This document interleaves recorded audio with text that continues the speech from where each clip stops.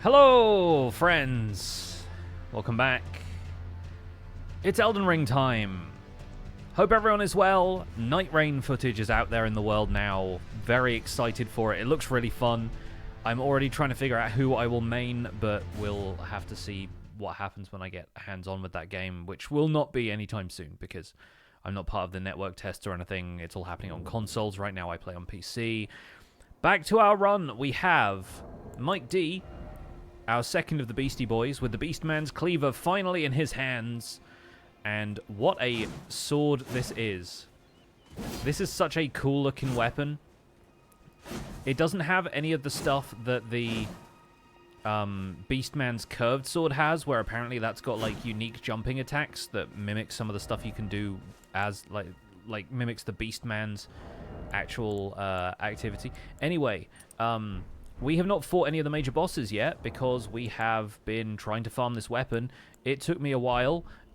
Silver Pickled Foul Feet are officially a scam, but I'm a heavy load with this now, so I'm going to have to take my helmet off and possibly downgrade some of my other equipment. Maybe we'll take the gauntlets off as well. So yeah, now we're back to a medium load so I can roll, and I think we need to put some points into endurance. But first, we need to go and fight Margit. Actually, first we probably should level this thing up because I don't have enough smithing stones, really. So we should maybe go and get some of those at Ray Lucari Crystal Tunnel. Weapon looks like Ichigo's sword. I'm so unfamiliar with Bleach, I genuinely have no idea. But yeah, this is a cool-looking weapon, right? Like, I think it's really fun-looking. I get kind of Klingon Batleth vibes from this. So maybe we should have made this character Worf. I don't know. But either way, we shall hop down here. We have another weapon that's already upgraded a little bit. We upgraded Bloodhound's Fang so I could fight the Beastmen and survive. And that went pretty well. Like, it took me another half hour or so of farming it after the stream to get hold of the weapon. But a lot of that was just dying to the Beastmen, if I'm honest. Like, they are really formidable. They are Farum Azula level Beastmen. It's just that, you know, you don't necessarily have the absolute buttload of them that you find in Farum Azula. You just have like one or two of them, but one or two of them really feels like it's a boss fight level occurrence.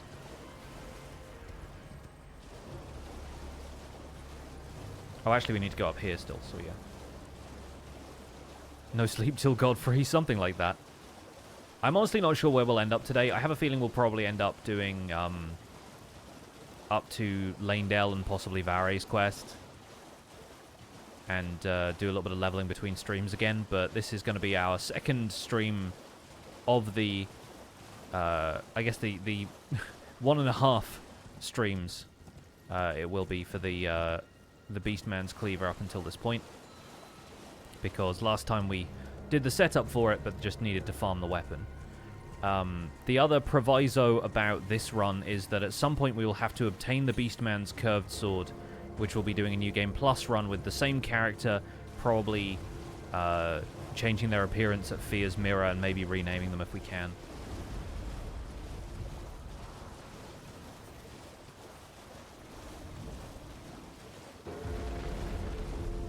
But yeah, we'll start at least by leveling this thing up some. We should get a reasonable amount of runes from this area and a few extra smithing stones so we can get this thing to like +8 or so. It's a dragon toenail clipper, yeah, something like that.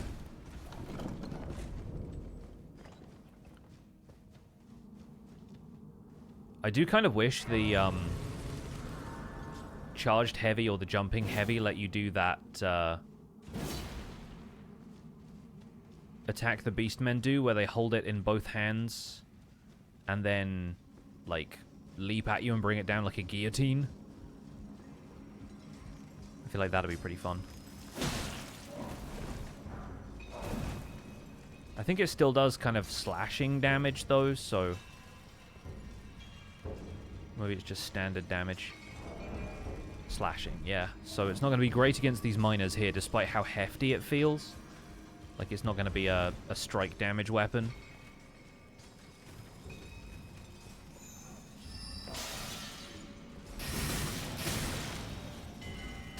Unfortunately, I gave myself enough health early on here to not be in too much trouble around some of these slightly harder hitting enemies.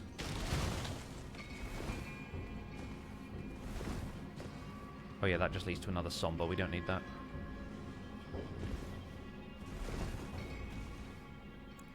I do also have the Strength Knot tier on my Physic and probably a half heal. Is the Ash of War any good? Spinning Slash is okay from what I've seen. Like, it's not awful.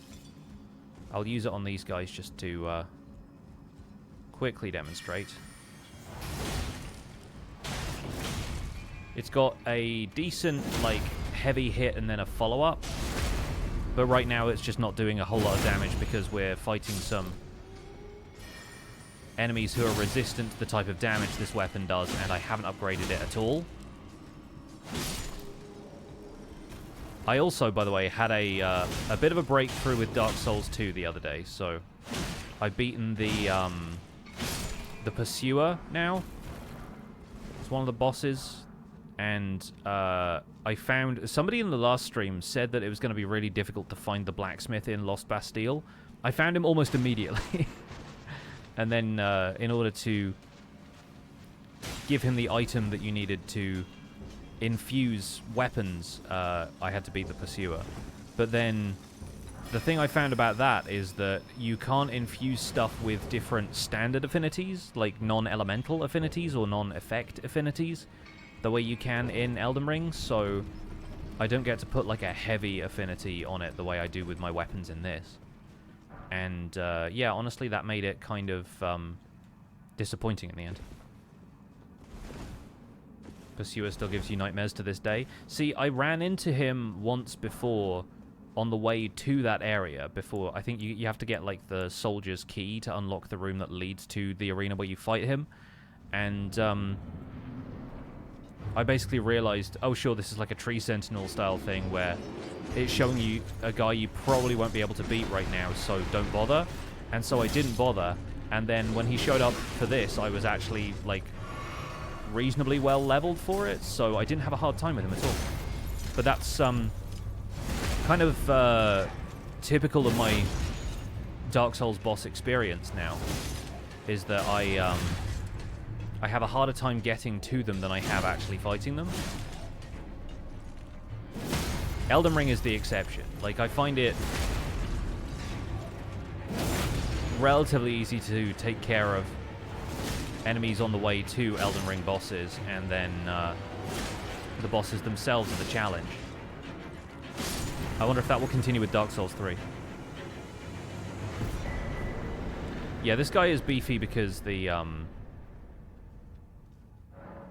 damage I'm doing does not really affect him all that much, and this weapon is completely unupgraded.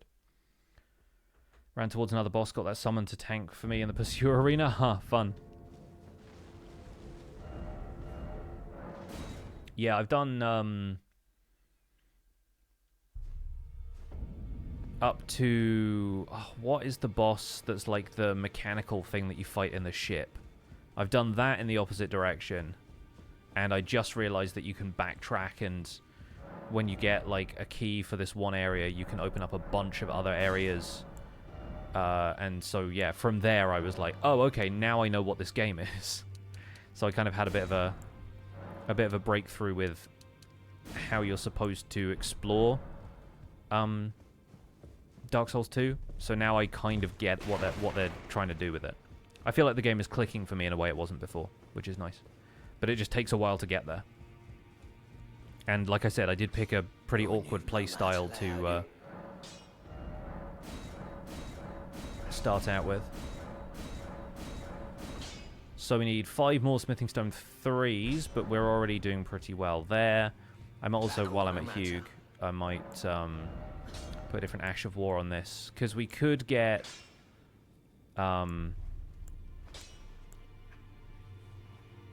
Wild Strikes on here. I think Wild Strikes would be pretty good. I'm not sure where you get Spinning Slash from, because it's different to the one that you get from... This is Spinning Slash, not Spinning Strikes.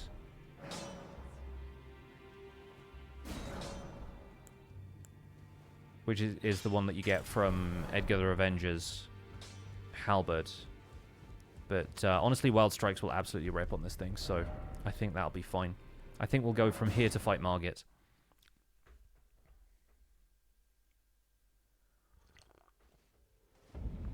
We did the whole Grail setup, so if we wanted to, we could go to Altus already. And we might do that after we fight Godrick to get the next set of Smithing Stone bell bearings. But then from there, I think we'll fight Radahn and we'll do the usual progression, really. Right now, I'm just rocking Axe Talisman. We'll probably get the Claw Talisman from Stormveil. It's going to be a pretty standard heavy weapon run at this point.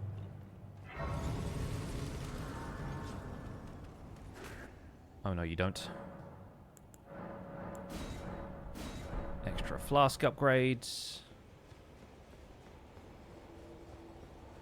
Hello, Roger. We can also bleed grease this weapon, so I might do that for this fight. Foul tarnished. Hit me. In search of the Elden Ring. Emboldened by the flame of ambition. Emboldened by selecting the text and then hitting Control B. The nerdiest joke. Emboldened and italicized by the flame of ambition.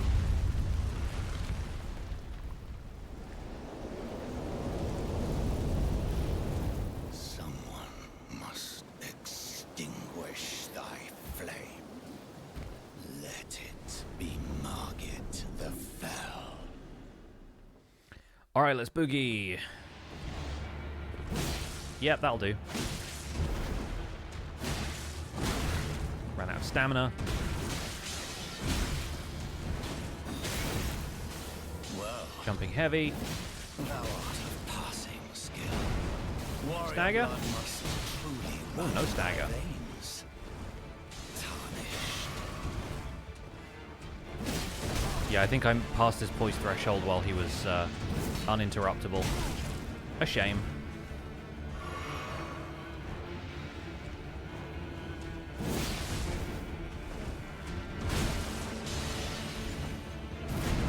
Also, I don't think we're getting bleed out of this guy either.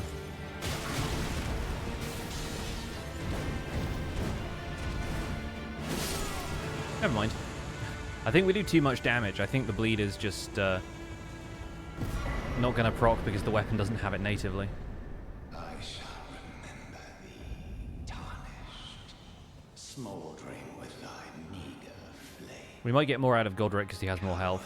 In fear of the night, the hands of the fell Omen shall brook thee. It's tight.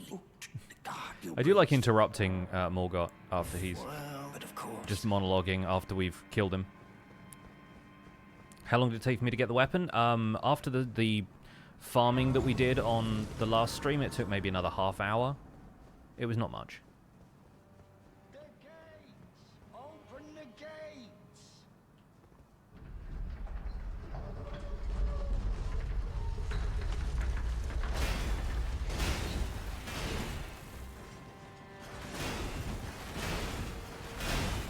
Okay, I think we're in the clear now. I've got the rhythm of that down pretty well at this point.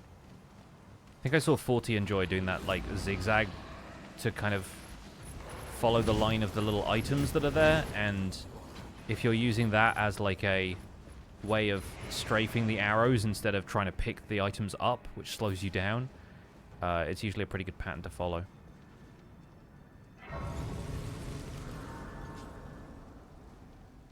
I think I might also use the runes to, yeah, put more into endurance if we can.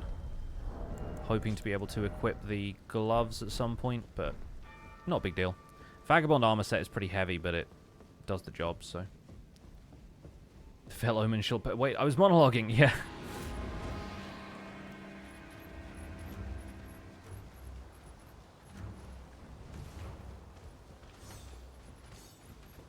The hands of the Fell Omen shall give you no quarters.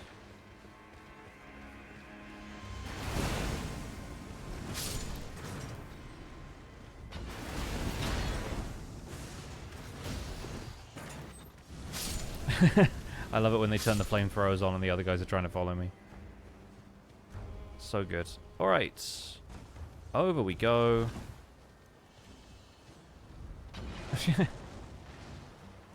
Stormveil guards are basically like stormtroopers at this point. Terrible aim.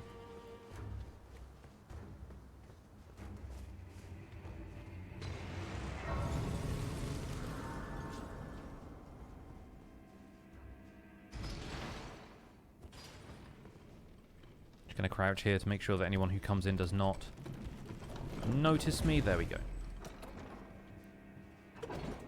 Give them Stormtrooper helmets instead of the, yeah, the Exile hoods that they have right now.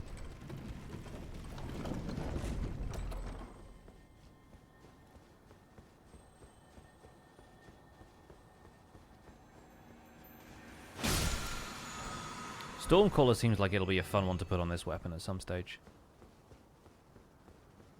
Could try fighting the Falling Star Beasts with it. We're not going to worry about Nefeli this time.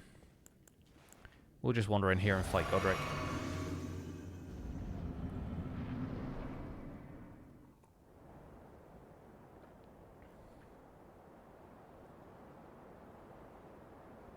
Mighty dragon, thou art a true born heir. Lend me thy strength, O kindred. Deliver me unto greater heights. Well.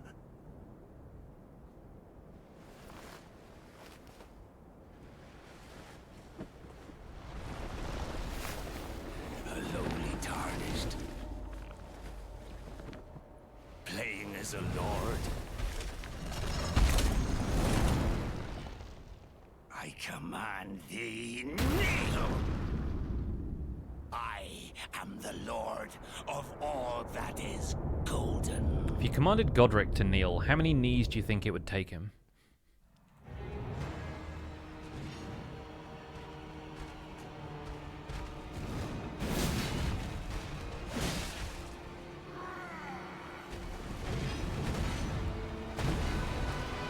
He's got a lot to choose from, you know?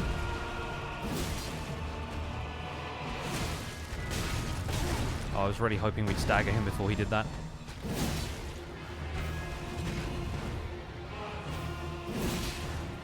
Definitely needs some stamina talismans for this one.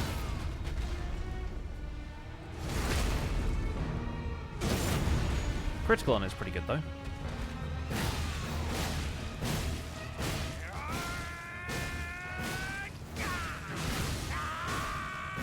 Didn't quite get to deny phase 2, but he's pretty low. It took a second to load the lighting for the rest of the arena there. Nice.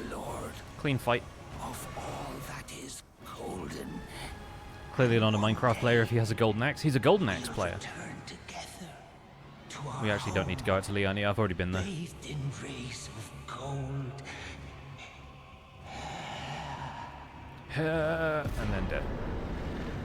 Sweet. So, with that done, I guess we'll go to Altus, get the next set of bell bearings, use the runes we got from that to level the weapon some more, and then work on leveling the character, because I definitely need more endurance. We can go and get the Turtle Head Talisman if we want to earn that endurance back a little bit more, the stamina. I need to build myself like Grady's character where he's got like 55 stamina or something stupid like that. 55 endurance. Such a high endurance stat. But then he's got the colossal weapons that you're doing a ton of damage with, but it takes so much of your stamina bar to swing. Oh yeah, we can ride the horse here, I forgot.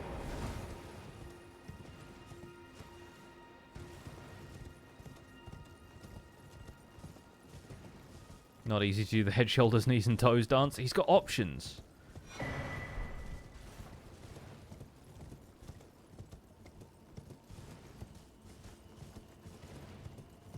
He even adds a second set of eyes, ears, mouth, and nose at phase 2, so...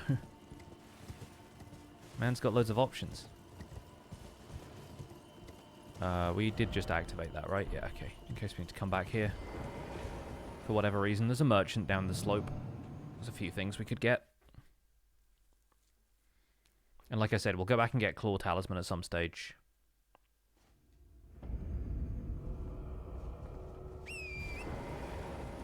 Choice paralysis is a thing, is true. It's very true.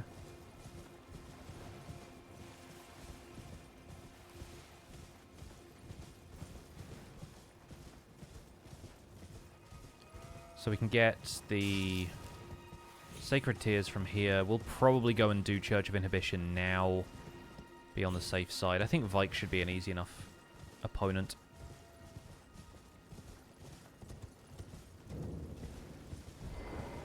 Grab the Grace here in case we need to go and buy some Rune Arcs later. But I think this is going to be another one where we'll use either Radahn's or Morgott's Rune for the extra health. At some point we will end up doing a build that uses either Malenia's Rune or Rykard's or some of the others. I don't think Mohg's is ever really going to be relevant because it only really applies to like summoned players or NPC summons. I'm pretty sure. It might apply to Spirit Ashes as well, but...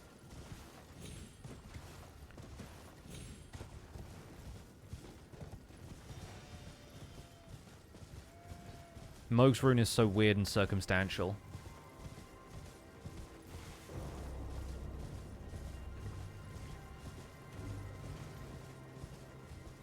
But then Rykard's at least gets you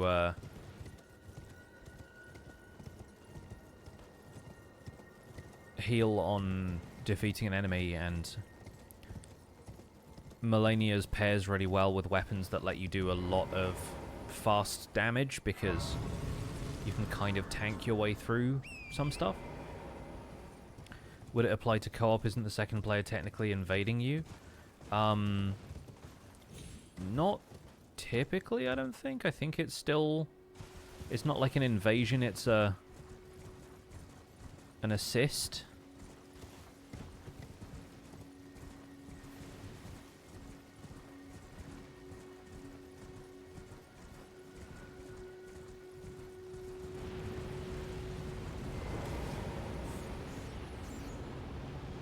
I don't know how it applies to stuff like the Seamless Co-op mod, for example. Like, I'm kind of curious if it would do anything there. I also don't really know what the effect it gives you, like, actually does.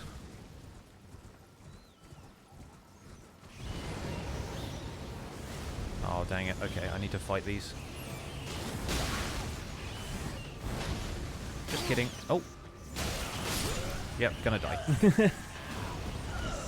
If you can't hit the ladder fast enough, then the rats are gonna attack you and hit you off the ladder, so I'm like, oh, I need to fight these, and then, yeah, I kind of cornered myself there.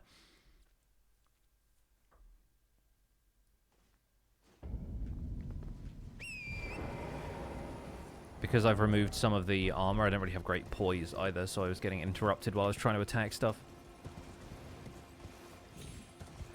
I just don't want to deal with being a heavy load.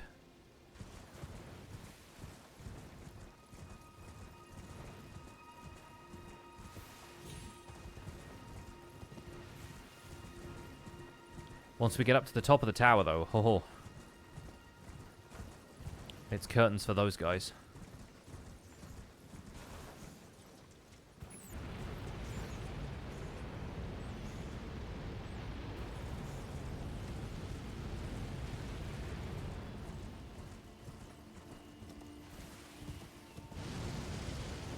I also think you can get to the top of this tower via Spirit Spring down below here. I do need these runes back, actually.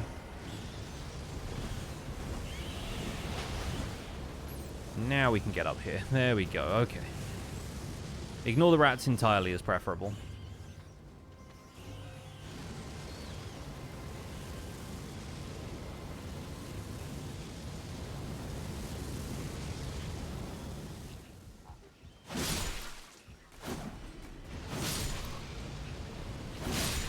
There we go. That's what we wanted.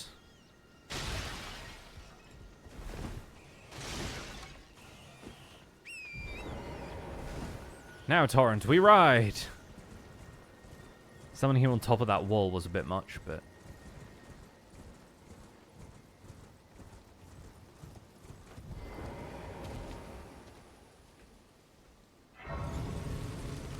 Time to go fight Vike.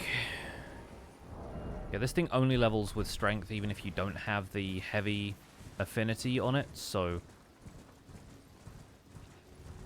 My physic tier setup is maybe going to benefit from having the...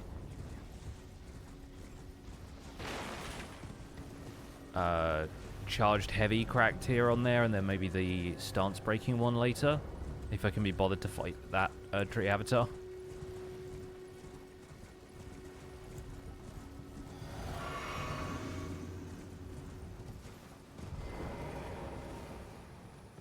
Alright, Vike fight time.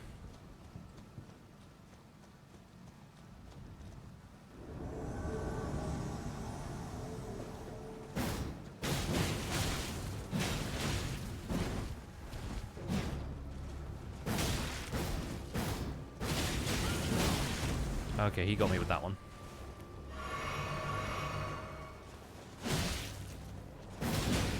I was hoping to just tank through it like this. There we go.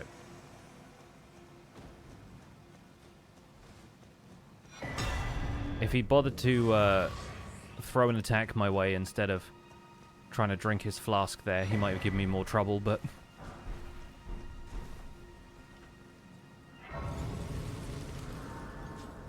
From here, let's go back to Round Table Hold and make sure we activate the finger reader so that we can talk to Varre. And at this point, we are most of the way done with Varre's quest. We just need to beat Magnus the Beastclaw.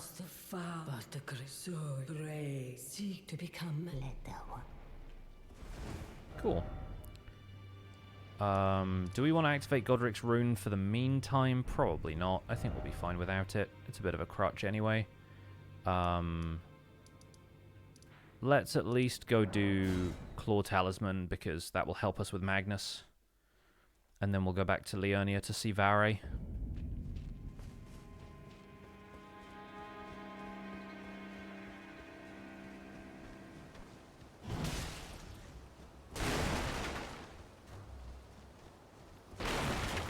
Then at least we can grab all of our upgrade materials on the way to fighting Magnus and have a pretty highly leveled weapon by the time we get there. Gonna ignore the Grafted Scion this time. Don't really feel like fighting you.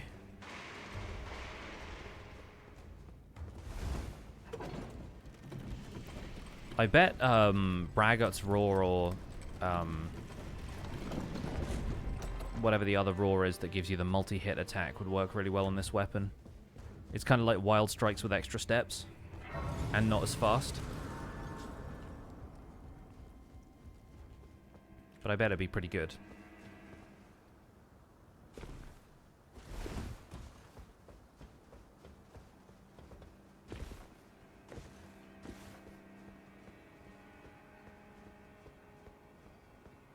Barbaric Roar, I think, is the one I'm thinking of. What weapon do you think would be good for a Vigor-only run? Something that doesn't rely on scaling. Something that has pretty standard, like its base damage is good on its own. So, yeah, I don't really know. But, I mean, any weapon, once you upgrade it a lot, is going to be pretty damaging anyway. It's just how much extra scaling it gets from your stats, but you want to pick something that has, like, C or below stat scaling. And if it's vigor only, you probably want it to be fairly light as well, because you don't want, you're not going to have, like, a ton of endurance to swing it. So something like a standard, like, broadsword or whatever that has low scaling. Wait, what am I doing right now? I think I'm going to see Varre, right?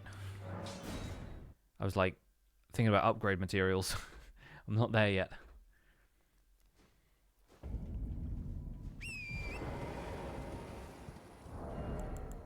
Just equip this. There we go.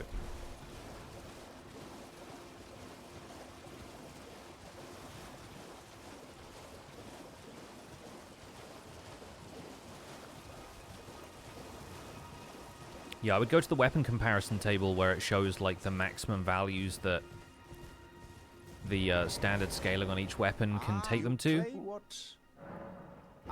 And pick something that's got, like, a D or E scaling or something. Thinking standard longsword or Lordsworn Greatsword. Lordsworn Greatsword is, like, really solid. It's, like, it'll get you through a decent chunk of the game.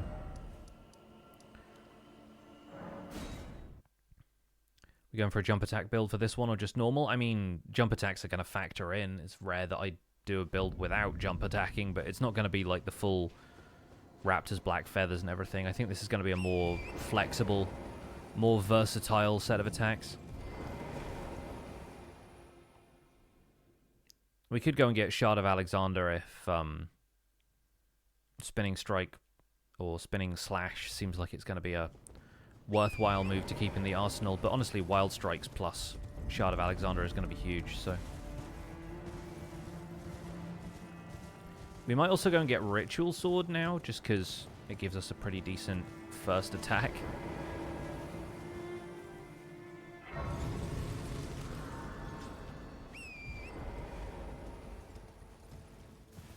And I think we can take on Demi-Human Queen Gilika pretty easily. But yeah, I don't have anything too fancy planned for this one. This is going to be a very straightforward build. A no-nonsense kind of build. Whereas there are some weapons where we're really going to get into it with extra bells and whistles, optimizing damage, that kind of stuff.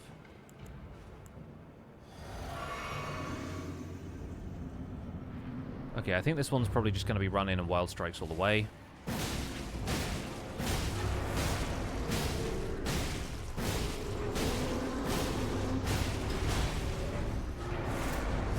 Nice. Mika 2, welcome in. It's going very well. We're on Altus Plateau. We're probably going to go and get some upgrade materials while we're here. Getting the Ritual Sword is nice. Yeah, that boss takes a while to really get going, so you can just run in and wail on it.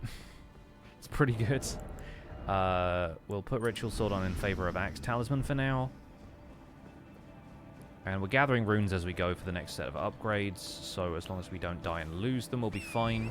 We've got Godrick's Remembrance as a backup as well. So we'll hop down here, grab this Grace. Honestly, anything that you can put Wild Strikes on would probably also benefit from Millicent's Prosthesis and the other, like, frequent attacks builds, talismans, like Winged Sword Insignia, because you're doing those multiple hits over and over again. That versus something like Elden Beast, where it just sits there and takes the punishment, is going to be dealing a lot of damage after the first few hits.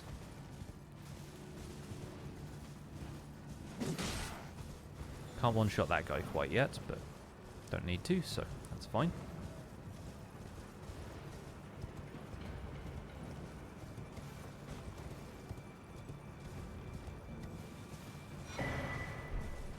We'll grab the Grace over here. Run into Lanedell. Get the Golden Seeds and the Bell Bearing.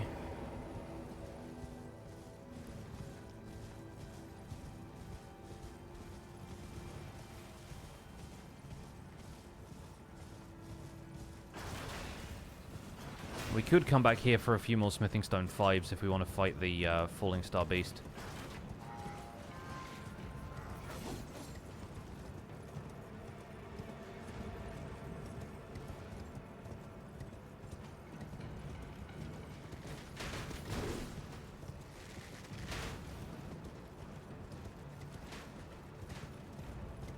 Okay, hopefully managed to avoid getting hit that time. Oh, they're still firing at me, though. Nah, I think we're good. We're in the clear. The archers with those longbows are ridiculous, though.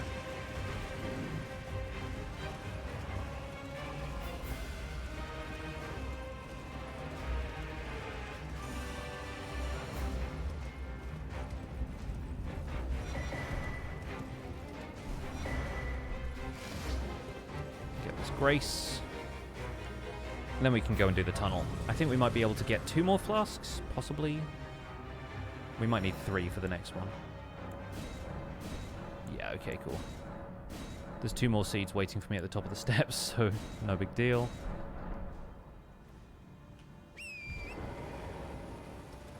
Calves ache just thinking about walking up that hill on foot. I know. It's like there's a scene in Howl's Moving Castle where they go into the palace. And it's Sophie, the main character, and the Witch of the Wastes, and they have to walk up the steps, and the Witch of the Wastes is, like, melting by the top.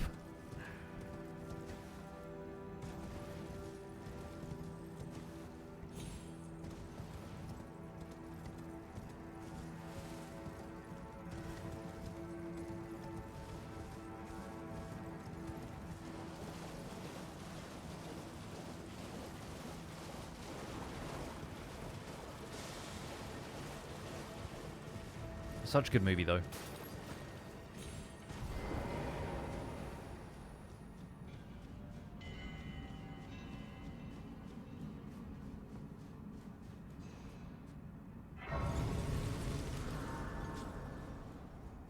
Okay, in here. Quick in and out. Not going to worry about the Abductor Virgin back here, because I think we'll be fine using this weapon at plus 12 or whatever we can get it to up until mountaintops anyway. So I'm not going to waste the time trying to get all of the extra bits that are in here. Although I think there's a rune arc in here as well, so there's 1 or 2 things that might be helpful, but not huge.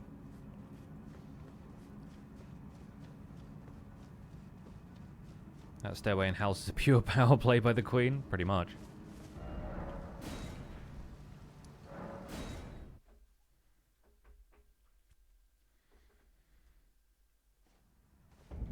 And the little dog following them around that Sophie thinks is Howl in disguise, but it turns out it's not.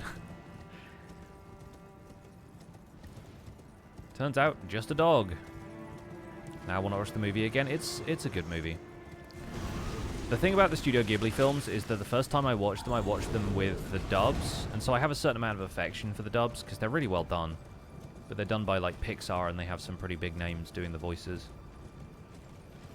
It's still really bizarre to me that Howl is Christian Bale.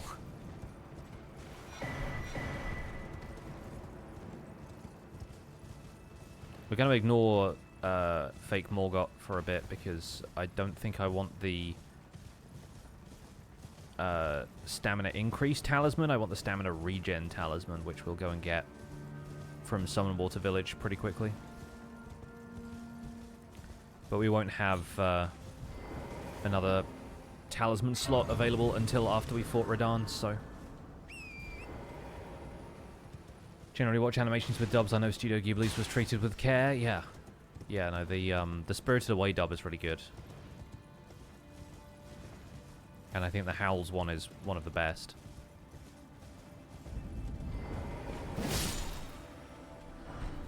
I just think it's really funny that John Ratzenberger is in all of them.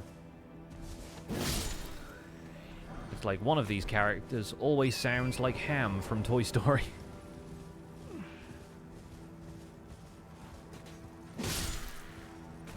Or, if you're old like me, Norm from Cheers. Is he Norm or is he Cliff? I forget.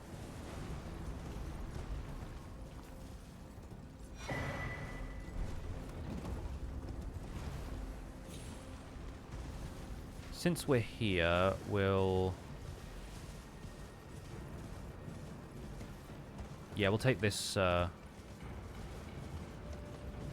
path down to Road of Iniquity instead of using the bridge.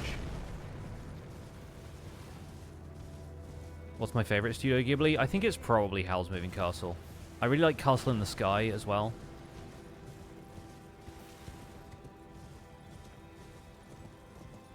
Spirited Away was the first one I watched, but I have a good handful of them on like DVD now. Howl's is probably my favorite though.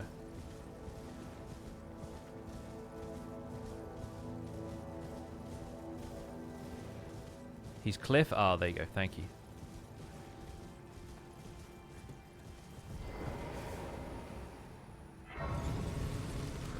Alright, with that done, we're going to head back to Table of Lost Grace and upgrade before we fight Magnus. Only one I've watched is Spirited Away. The only thing I remember is someone turning into pigs. Yes, Chihiro's parents turn into pigs at the beginning, or they are turned into pigs by the witch who runs the bathhouse.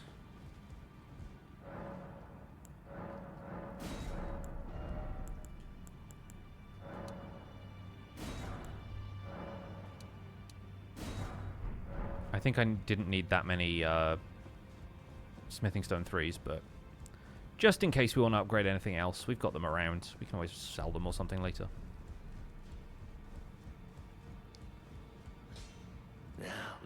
Totoro is one of the only ones that I feel like I haven't seen of like the sort of core Studio Ghibli movies. Like I haven't seen Totoro, I haven't seen Pompoko. But I've seen Kiki's Delivery Service, Ponyo, Grave of the Fireflies. Like, I've seen a good chunk of the Miyazaki stuff, and then some of the ones that were directed by other folks. And yeah, Castle in the Sky is great. It's got such a good soundtrack. Like, the composer for a lot of those... like most prominent Studio Ghibli movies, like does such a good job of evoking the mood. Oh, Grave of the Fireflies is definitely heavy, yeah. Yeah, it's a lot. If you're not ready for it, it's like kick you while you're down kind of movie.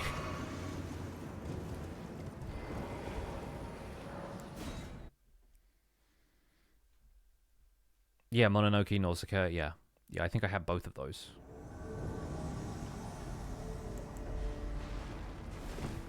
Alright, he's... beast clawing me from over there. Yep, okay. We both have Ashes of War.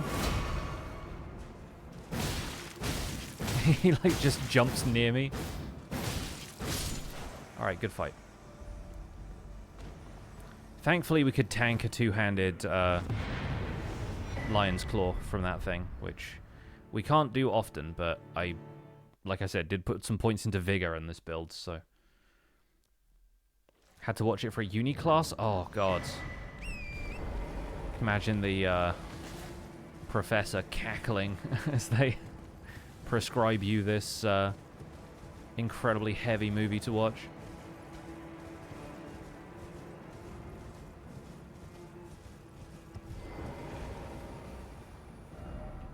Okay, great. Now we can go back and see Varre.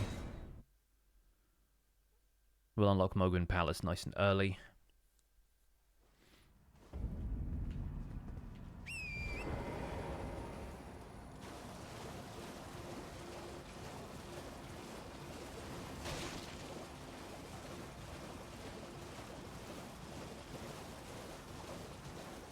I assume this thing is going to get up to A strength scaling, so we'll probably want to cap it above 60, but we'll see. Oh, I'm glad. You have a... I wish to a knight luminary... So, now. For your... Normally this rich, but since... Alright, be back in 2 seconds. Not that one, this one. Japanese society and culture class through the lens of anime, and you can see why it was... Yeah, of course. Yeah, it definitely makes sense that that's... Like, it's a historical movie, but also an animated movie, and sort of deals with how the people of Japan deal with some of that stuff through culture. Like, I imagine even stuff like Godzilla has something to say about, like, the commentary on post-nuclear Japan, right?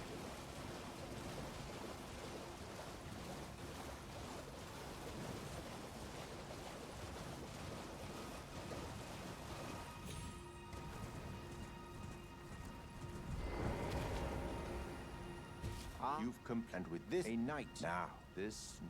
All right, time to get our finger something.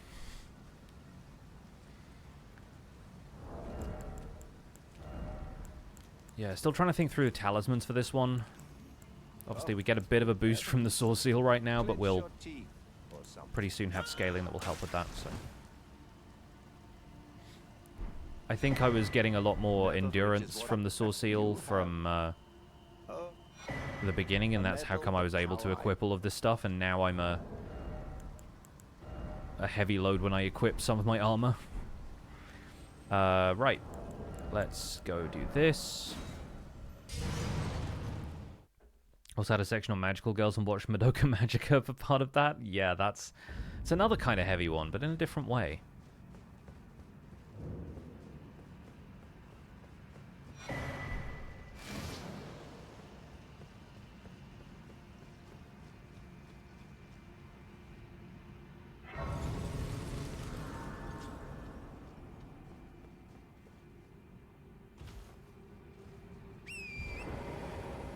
Subversion of the trope, yeah.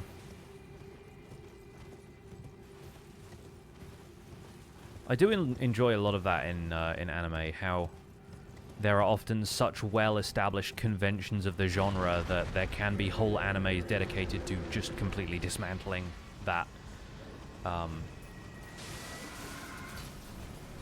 Like what Evangelion does with Mecha, and then if anything, Gurren Lagann does with Evangelion. They're just, like, constantly in conversation with each other. Like, I think that stuff is so interesting. Grady! What's up, Grady? Welcome to the Beastman's Cleaver run. We have one of the Beastman weapons. We're going to be getting the second Beastman weapon later once we get to Farum Azula. We're just getting to the rune farm, where we will have to farm the bird instead of the Albinorix like we were doing last time. How far did you get into the DLC yesterday? I could only stick around for about half of the stream because it was getting late my time. But Grady just beat Melania and is now back into the DLC on his Bonk All the Things run, which is not quite how it sounds. Oh, you got to Mesmer? Nice. Yeah, I bet that's fun. Considering that guy's so maneuverable and you're just there trying to, like, heft this chicken wing at him. Almost got him. You missed the last riposte. Oh, that's heartbreaking, dude. You'll get there. I swear you'll get there. What am I buying from these two? Am I buying anything? Oh, yeah, a longbow. That's it. I need a bow.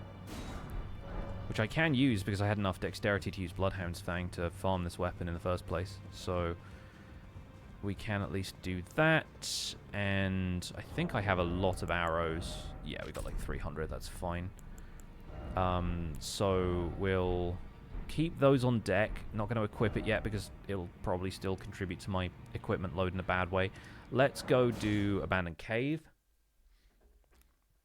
He feels easier of a go than Melania somehow. See, for whatever reason, the combo attack he does where he like leaps in the air and does all those like quick jabs, I could never work out how to avoid. Like, I never figured out the timing on that. Like, I know Melania is so much better as a fight. And with Mesmer, I think I just summoned my Mimic tier and made a point of just, like, tanking as much as I could. But I was also fighting him with a build that was naked and with fists, so I did not give myself the easiest first attempt at that particular boss. Or any of the other bosses, really. But yeah, if you're doing the same thing, basically just with a really slow weapon, I think at least his vulnerability to bleed is going to be helpful to you.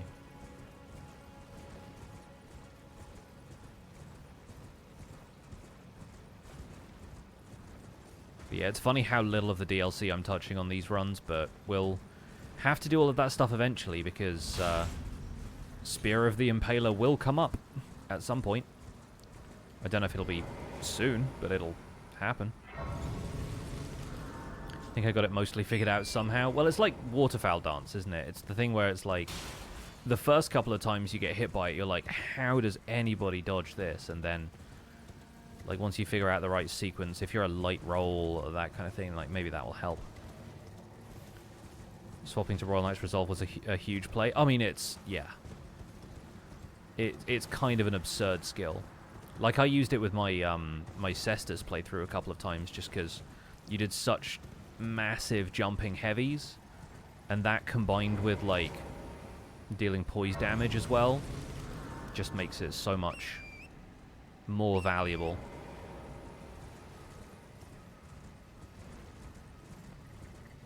Yeah, Royal Knight's Resolve, if your weapon mainly just does one big hit, it's like, it's absurd. Cleaver looks gnarly, can't wait to see you fight with it. We'll see how it goes. I'm going to go and do the Cleanrot Knights fight just to get the Gold Scarab. And that way we can do a little bit of leveling. And, yeah, start putting strength into the build a little bit. We're not short on strength right now, but I think naturally it's sitting around 30. And I think we can probably double that on the stream. Yeah, 29. So we can get it up to like 60 something. As long as it's still adding to the weapon damage, then we'll be justified in putting it in there. I think I also need some endurance. I'm not backstepping. I'm not backstepping. Yeah, we got Scarlet. Right, never mind. Never mind. I also don't have a lantern, so apologies for how dark this is. I'm hoping to light the way purely just by being a cloud of particles.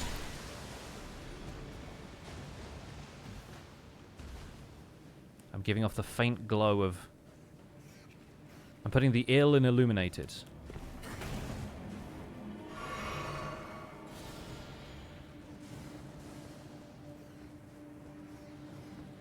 I can time a bleed with RKR, it does insane damage. Yeah, like 12,000 or something. It's like... yeah, it's absurd. Obviously depends how much health they have as well, because bleed does a percentage of damage, right? So it's like... on the right boss, it could be doing absurd amounts.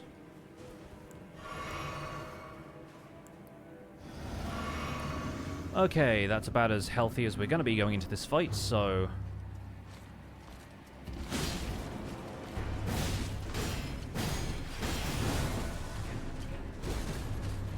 the other guy is rising out of the swamp.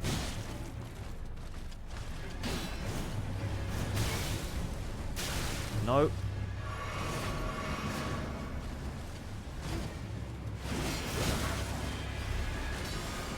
Curse you! Okay, nice. Broke his guards.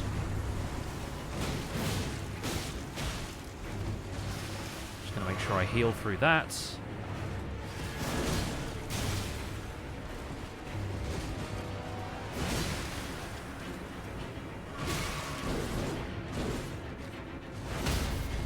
Cool. And that's a fight. Very nice.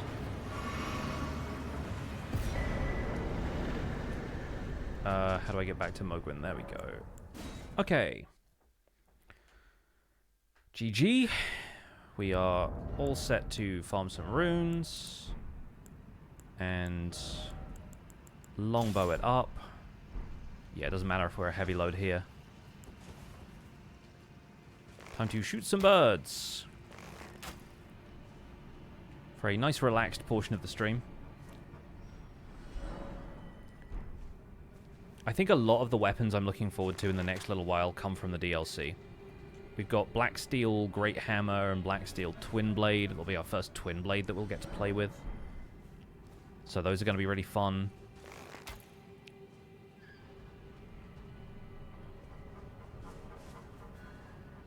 KFC break, yes. Welcome to Mohgwyn Palace Poultry Farm, where the H5N1 is getting out of control.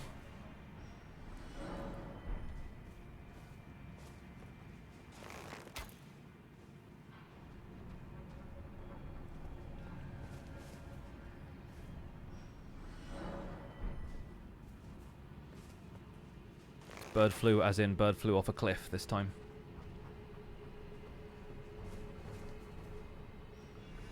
Genuinely not sure if it's faster to do it this way or to fight the Albinaurix with a decent AoE weapon, but I think they're about the same, really, unless you have Waves of Gold, which we'll probably end up using for the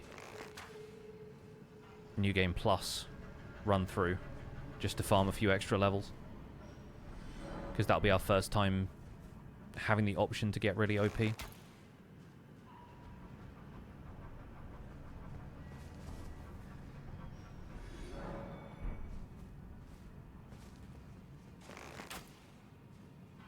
I need to figure out what the build is for Beastman's Curved Sword and how it's going to be different from this.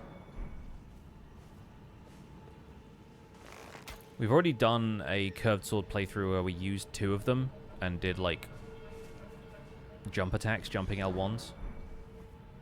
But I wonder if we take a similar approach or we really go for something that utilizes the spinning air slashes that the Beastmen do.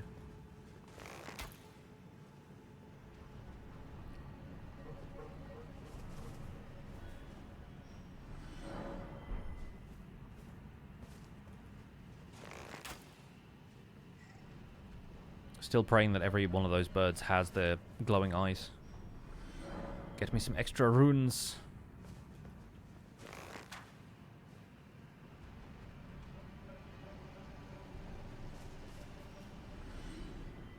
Really wish I knew what it was that makes them stop on the cliff edge sometimes as well. I think it has something to do with whether or not I move. Because sometimes I'll, like, run back to the Grace prematurely and then the runes don't ever reach me. So I presume the bird just, like, pauses on the edge of the cliff. Spinning attacks would be cool with the curved sword. Yeah. I think there is a curved sword talisman, but what it does is kind of weird because it is mostly focused on guard counters. I tell you what, the Black Steel Great Hammer is going to be one where we're really going to build for guard counters. Because the guard counter has an extra effect. It has that kind of Radagon style holy ground aura as something that's built into the guard counter, so we're really going to build for block and riposte. Hey, Drifting Logic, welcome in. Yes, we are just doing a little bit of leveling up here midstream because obviously we got a lot of the progress done last time, acquired this weapon, and now we're just trying to pump a few levels into it for the rest of this. And then once we get to Farum Azula, if that happens, maybe not on this stream, but on the next stream, we'll probably have to spend some time there farming weapons from the Beastmen. That was quite an outfit, by the way. The Burger King crown and nothing else. That's how you know it's your birthday. Time to make it actually work well? Yes. Well, it's already doing pretty well. We're up to plus 12 with it, so it's got some upgrades into it now. Heavy Affinity and Wild Strikes is always going to be a fun combination. Been wondering if blocking was a workable strategy. Oh yeah, I mean, if you want blocking as well, look into thrusting shields, which you can block with and attack with kind of at the same time, and some of them are just absurdly broken.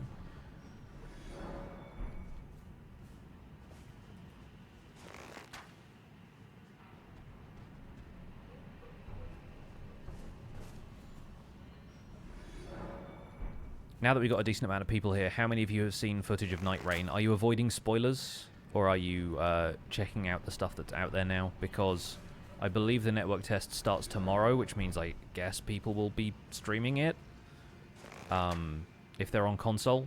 But VartiVidya has footage. I think they invited a bunch of people to play it at an event, and then they gave them footage to use with like the HUD removed and stuff.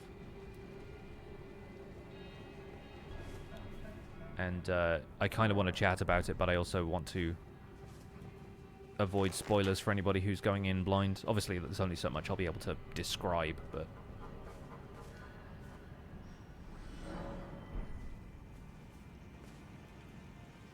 Mostly I'm trying to figure out what my playstyle is going to be. Burninator, a combination of the two. Night as in the thing that follows day, and reign as in the reign of a monarch. I think it'll be silly fun. I think it'll be silly fun too. I think it's going to be interesting to have something that's got the speed of like a Battle Royale, like Apex Legends kind of style thing, but the feel of combat being still with the rhythm of Elden Ring's combat.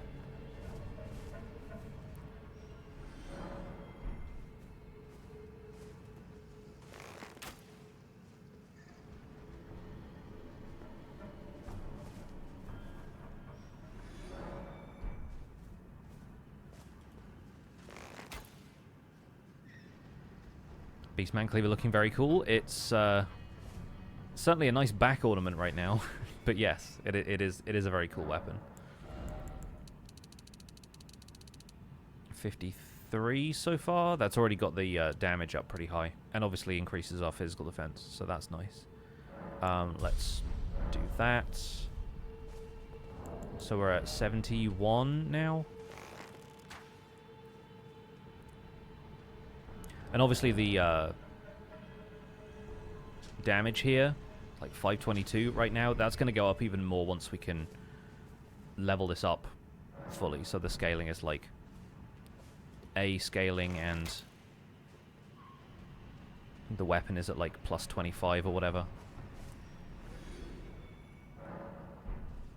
Looking forward to Night Rain. Hopefully it's scaled well for single player. Yeah, from what Vati said in his video, it seems like he thinks it's ideally played with 3 people, but perhaps just because the encounters feel like they are tuned for that, and not that the scaling will be bad for a single player, but also because if you're all rushing in and trying to coordinate and stuff, that just kind of adds to how chaotic and fun it is. But I feel like if I can't get a regular crew together to play it with on stream, then I'll definitely stream some of it solo.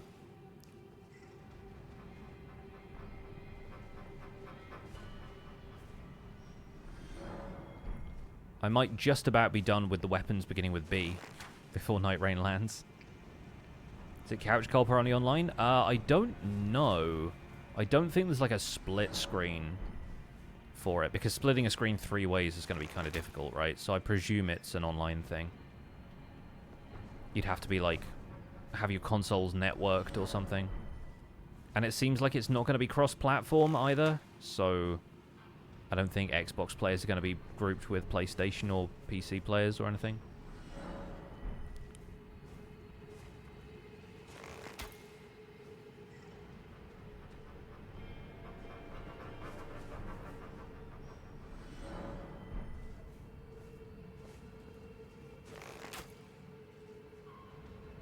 I think I want to be either a Duchess or a Recluse main, because they feel a lot more strategic, and I think I'm going to get a lot out of that. But I would be happy with either, and apparently there are more than just the 4 like classes that they've mentioned so far. But the Duchess ability sounds really cool, and the Recluse seems like a really interesting way of doing a support character. No worries, Mika2. Thanks for stopping in. Have a good one. See you soon.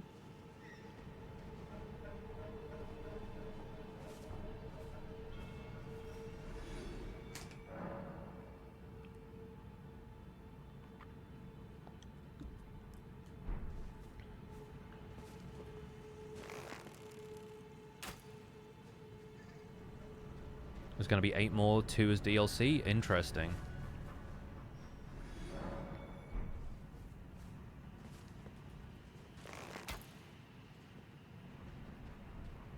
I feel like it's also kind of fun, since there's no PvP element, is that like they can add stuff as DLC that feels like it isn't going to give anybody an unfair advantage competitively because there isn't really competition.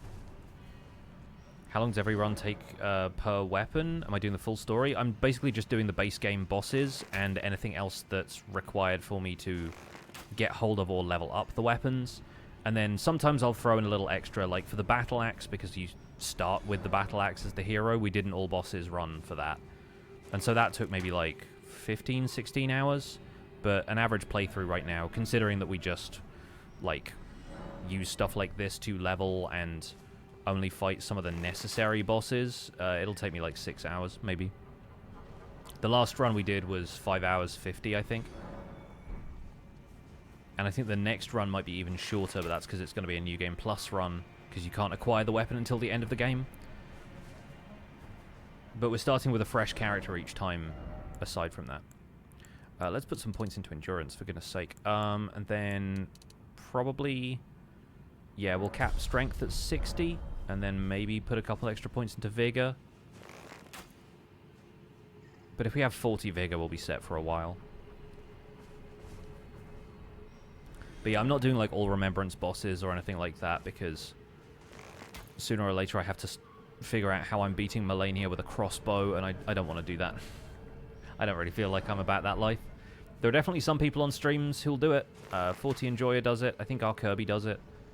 But yeah, we've each got our own approach. Some people are on like absurd levels of New Game Plus and just running through the game with each weapon on the same character. But I like starting a fresh character because you see a little snapshot of the game as you travel to the weapon. Like the first weapon we did at the top of the A to Z list is Academy Glintstone Staff, and the earliest you can get hold of that is by going and killing taupes in the Church of Irith, and that was my first time ever killing an NPC, and we just did it on stream. And then the second one we had to get to the Lake of Rot for, so it was like, okay, how do we get there in the fewest possible amount of moves, fights, events? What weapon do we use in the meantime? Like, all of that stuff goes into planning these runs, and it's been pretty fun, I think.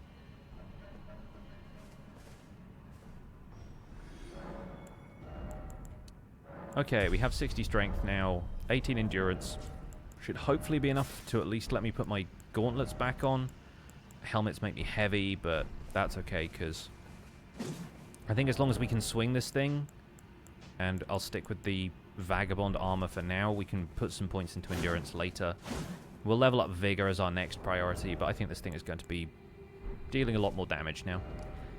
So, from here, I think next step is probably Draconic Tree Sentinel. Oh, wait. We haven't fought Radahn yet. We need to go and fight Radahn.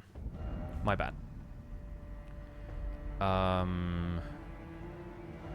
Let me quickly go back to Round Table Hold. I know I'm jumping around all over the place, but we need to probably get some Rune Arcs cashed in.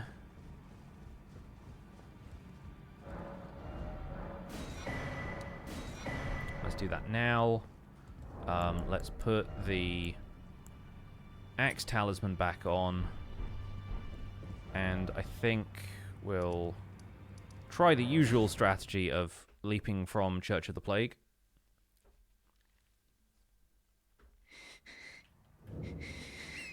Say hello to Millicent, everyone.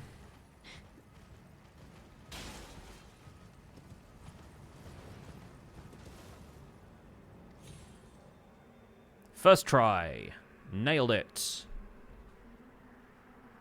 Of course, we did it that way on a run where I wasn't speedrunning to the DLC.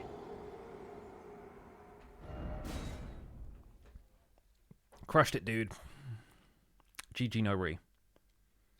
Not good enough at these games to be clued in. As far as I can tell, you're doing great. I am doing great. Thank you. I think I'm doing pretty well, yeah.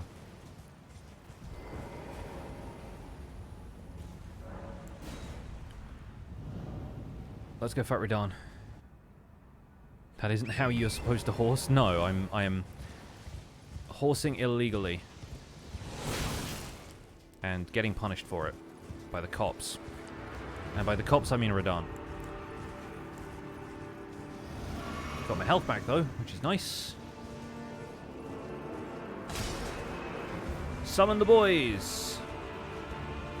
And I think Blythe's summon sign is over here somewhere. Hello, Tragar. Nice.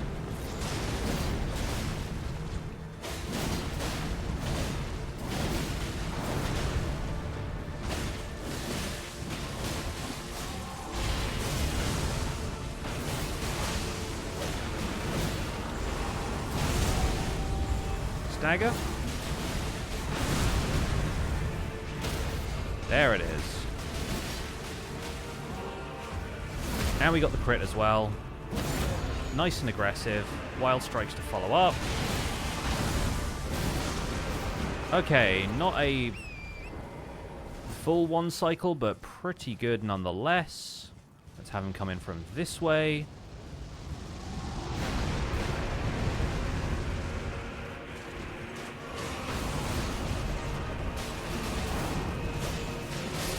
Nice, very clean. I've had these games imply that if you're angry, evil, and super fighty, you'll become massive and huge. Yeah. Yeah, that's also very anime, as like, you know, all of the most evil characters end up being the ones who are like formidable looking and gigantic. Yeah, GG's. That went pretty well. Aye, one hit after that, and as such, as luck. If I and you know, who could expect? Just you. And yeah, no Blythe. We did see Blythe earlier because we got Bloodhound's Fang done, but yeah, maybe if you don't ever go and meet up with Rani, he just never shows up. I guess that's sort of not always expecting, and I think he's turned up at weird times at different places, but yeah, whatever. Doesn't matter. I can actually go and get my runes this time because we did this first try.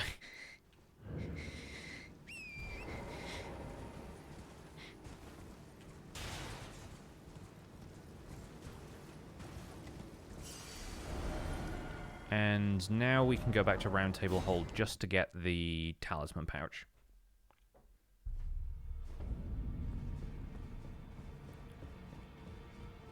Hello to the two fingers. Only fine. You have earned now to become Fine. Now become.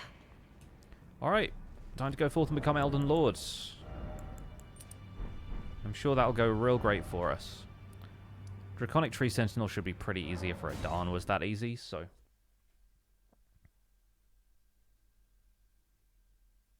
Yeah, the extra limbs are also something of a trait. It's like, if you look like Goro from Mortal Kombat, you might be evil.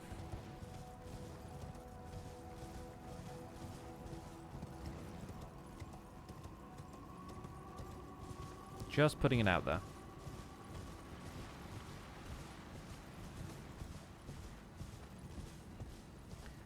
I'm wondering if Radahn's Great Rune might be a really good idea after all, because of extra stamina, extra FP for wild strikes, and then some health on top of that. But Morgott's is coming up, and you know I like Morgott's Great Rune.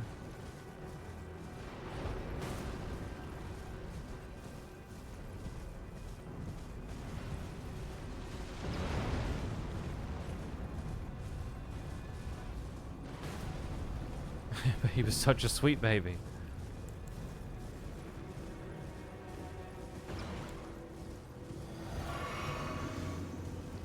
Alright, how about you?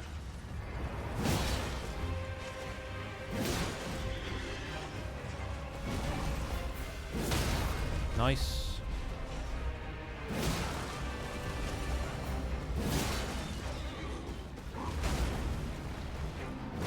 Need to recover from my stamina debt for a second.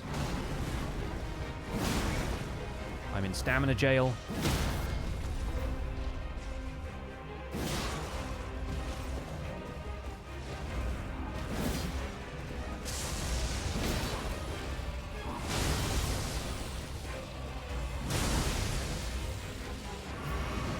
Get that ritual sword buff back and immediately lose it again.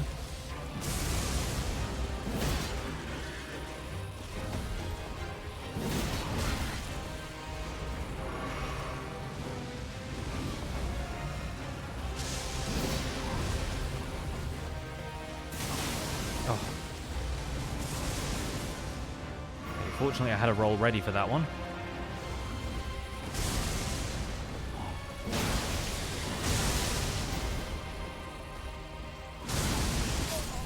No, dang it. Okay, let's take a Marika then. Bet this dude is awesome to go camping with. Need a fire or a lamp or a very aggressive horse. Yeah. Mm-hmm. He's got all the options. He's got it all covered.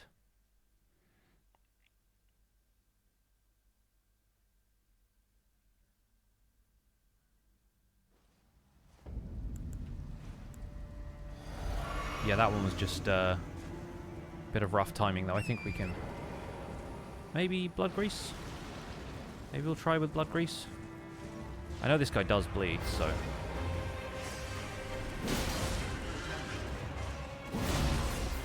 If he bleeds, we can kill him.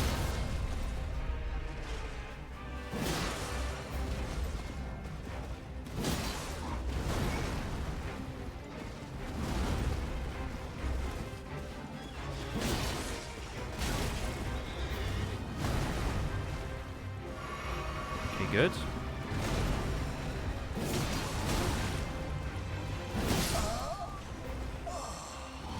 Kind of pressured a little bit too much there.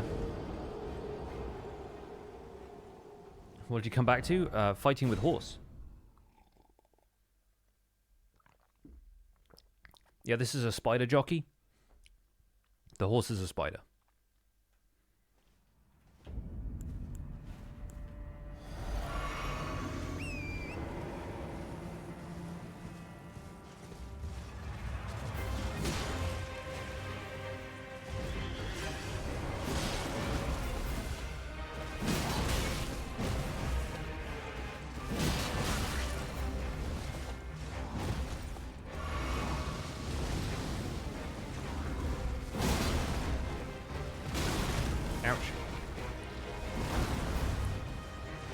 Knocked me out of mid-air with that one.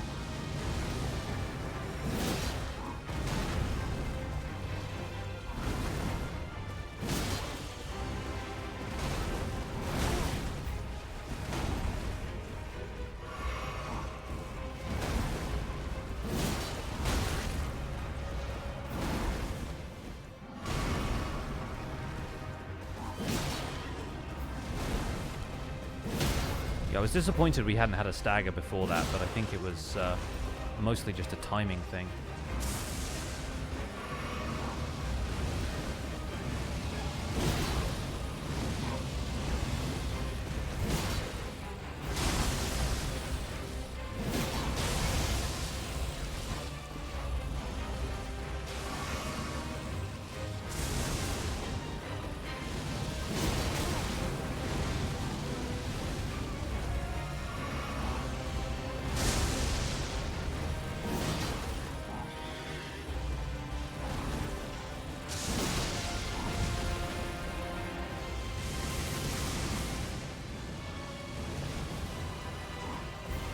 This guy is quite predictable after a while. Like, every time you heal, his horse is going to prep a fireball. So, you can anticipate attacks way more easily with that guy. Be more afraid of these guys if they were riding a fire-breathing chicken than a fire-breathing horse? Yeah.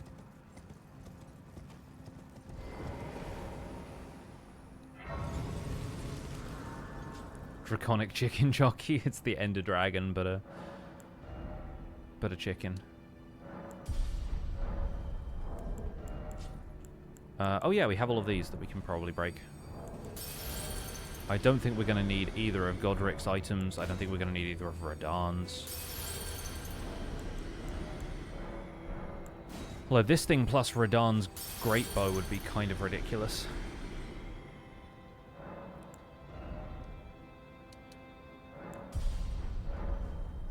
Okay, we're about 4k off, so we'll use this as well.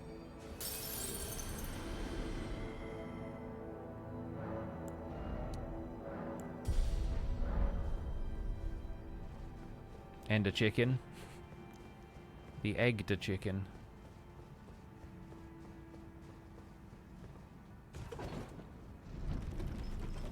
A chicken that attacks endermites.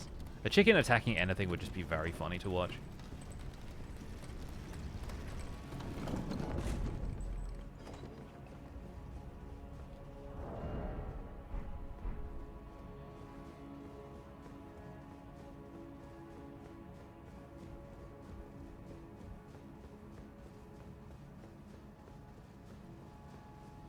See, I think we can probably ditch Ritual Sword because I'm playing too recklessly.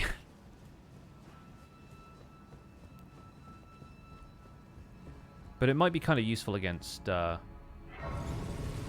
couple of these bosses.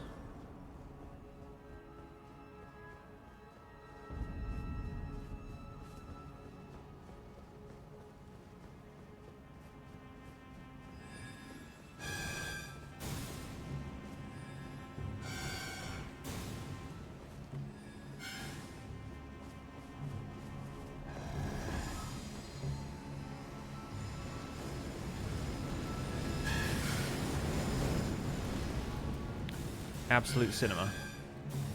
The rolls on every ledge, perfectly timed. Do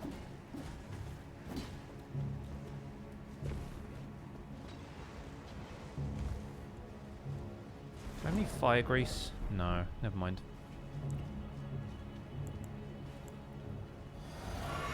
Time to fight a tree. It's Chopping Tuesday.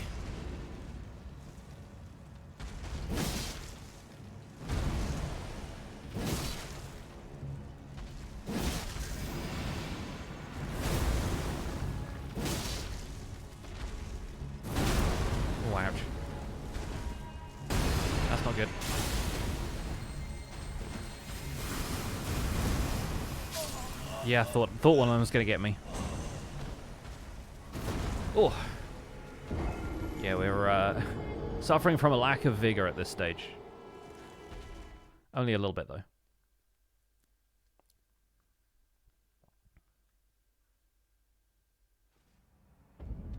Good thing I got that grace.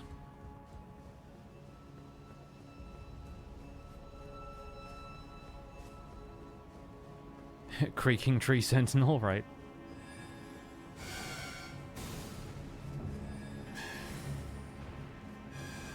Imagine if the creaking were like 10 times the size of the player instead of just 1.5 times.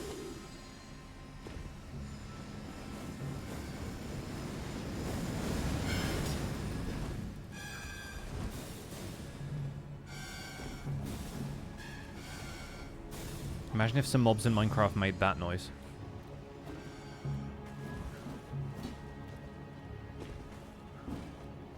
We can do that with the scale attribute, it's true.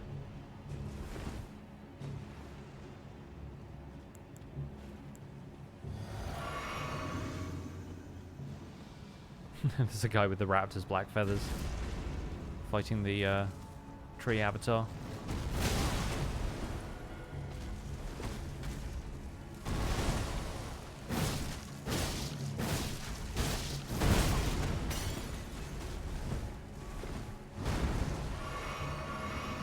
Just gonna go down here and tag this Grace, no reason.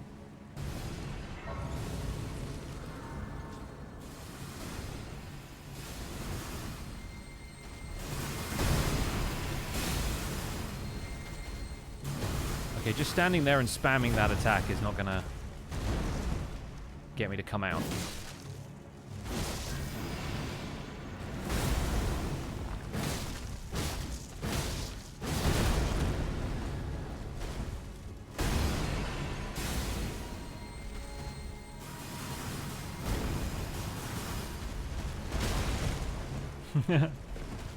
All right.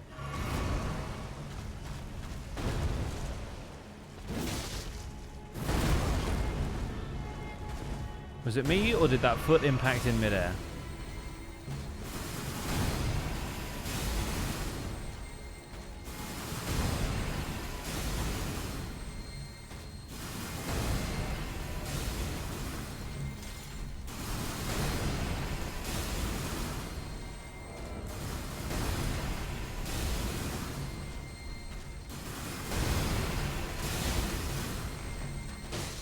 Two can play at this game.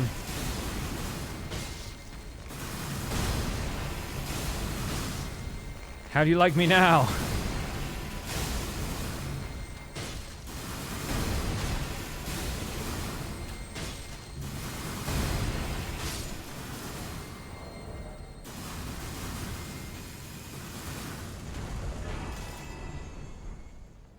Thanks for that. GG no re.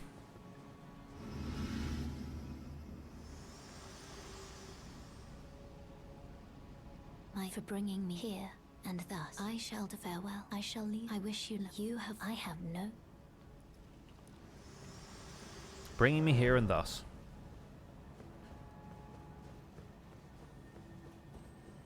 Time to Godfrey.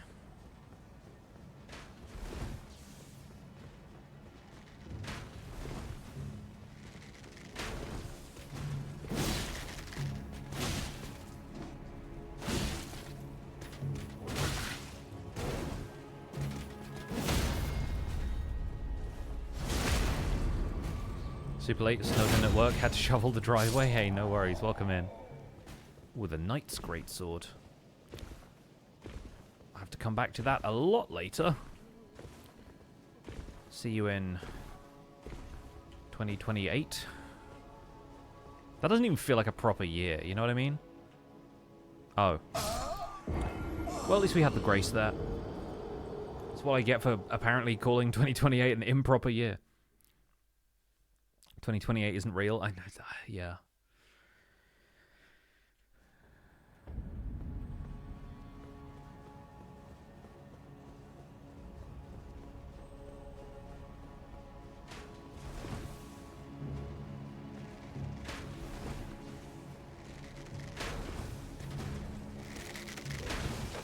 I'm just going to not bother fighting this guy this time.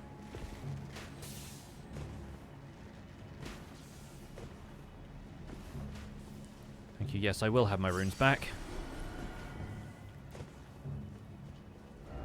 Seek jumping. Thanks. Doing my best over here. 2028 doesn't feel real, I agree. Yeah. Yeah.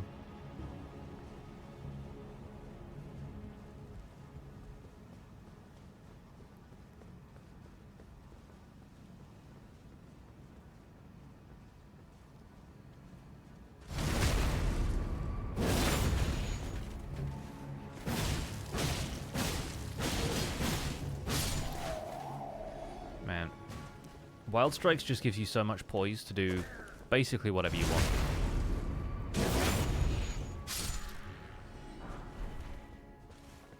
And I like it. You thought I fell again? I mean, I wouldn't put it past me.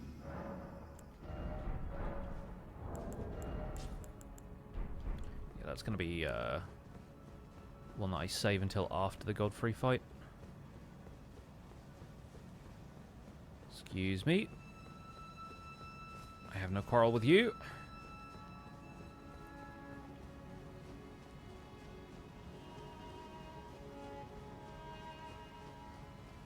No. This tree is trying to throw me off today. Everything about Lanedale's architecture is... what's the word? Aggressive?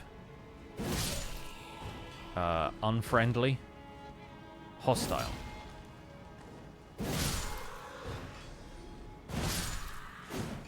Fortunately, so am I.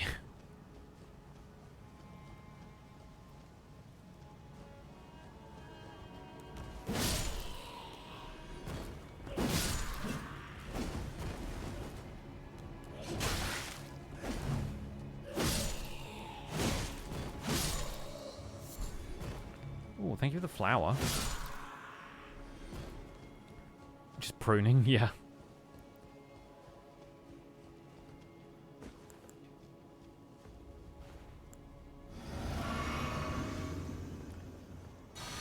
Godfrey. Let's rumble.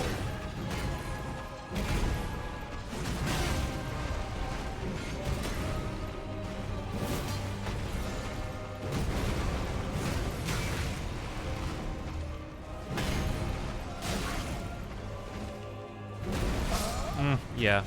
Yeah, I saw that one coming.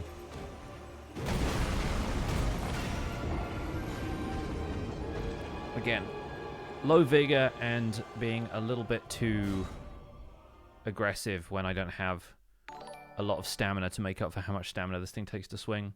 Vixen, thank you so much for the 6 years. Oh my gosh. What a number. I just drank the wrong flask. Don't worry about it. Don't need that one anyway.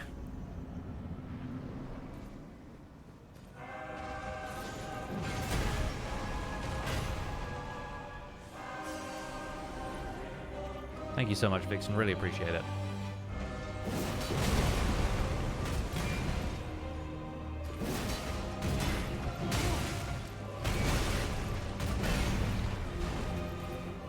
Just gonna heal up real quick. Don't mind me.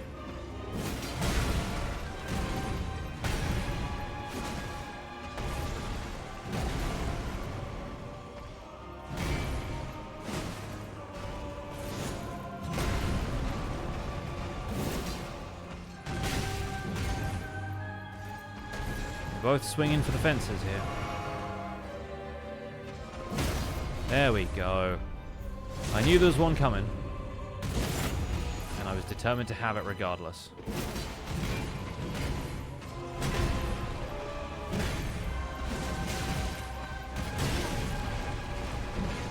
Such combos, this man. Victorious! And with our final talisman pouch, we can do something with this. First of all, we'll put 2 points into Vigor. And then we'll crack this and we'll put another point into Vigor. Because I feel like having health when we go into fight Morgott.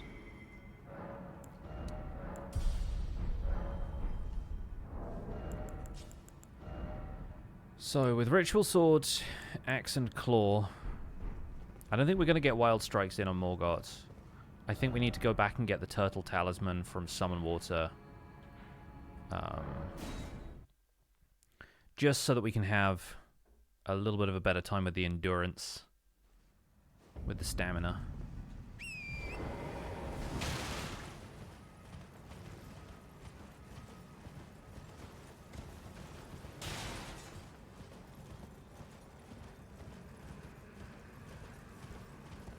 I don't normally come down into Limgrave from this direction. It looks very different.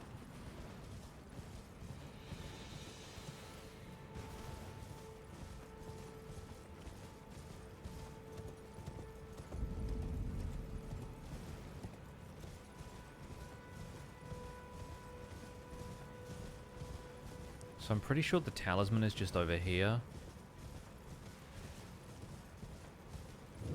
Yeah. Behind a stone sword key gate. In a room full of turtles. Am I liking the weapon? It's okay so far. It's been pretty reliable. I think it needs a little bit more upgrading.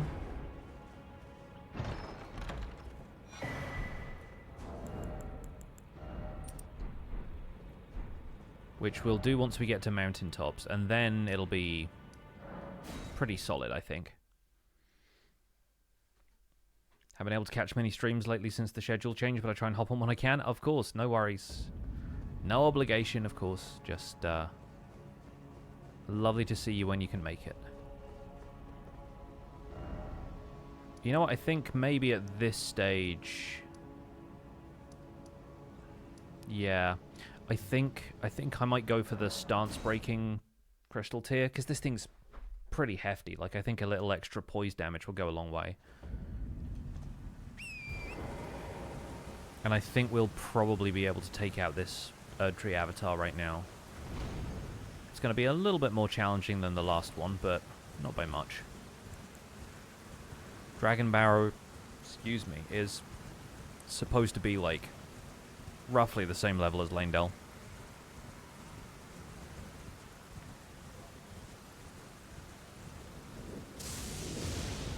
So if we don't do this first try, we'll at least be in with a chance.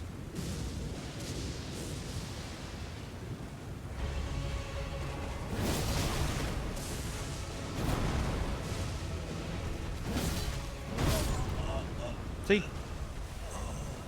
No problem. The trick is to not get stepped on, that's all. Don't have many runes to lose at this point either, so not a big deal if we go a few rounds with the big guy.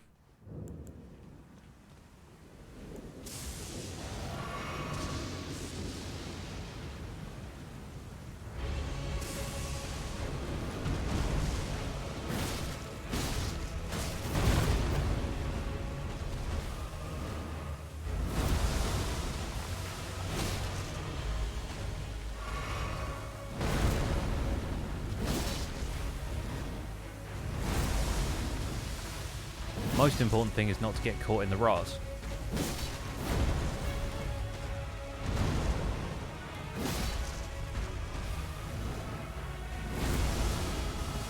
That'll be a stagger then. Which I won't be able to take full advantage of because he's facing towards the puddles of stuff that will kill me.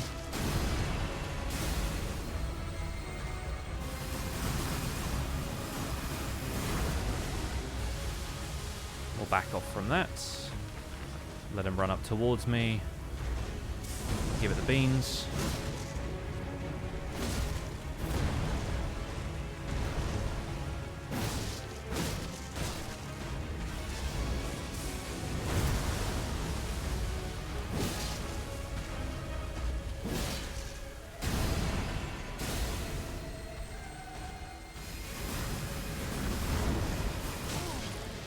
Ouch.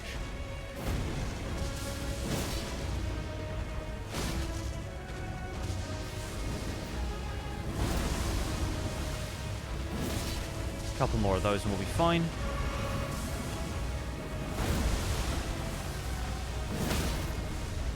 Nice. Okay, that worked out better. We'll get an extra level out of that as well.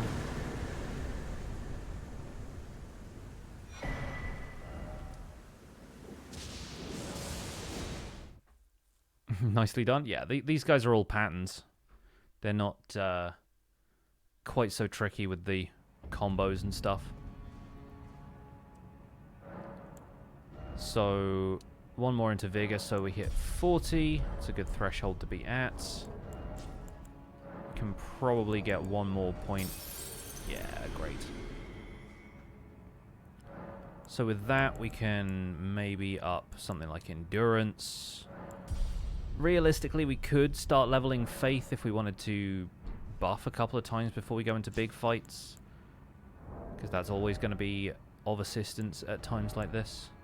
But yeah, we're now at the point where we can re-equip this helm and still be a medium load, so that's nice. We'll change up our mixed physic so that I have attacks are more likely to break enemy stances, the Stone Barb Crystal tier, or Cracked tier. And we'll go fight Morgott.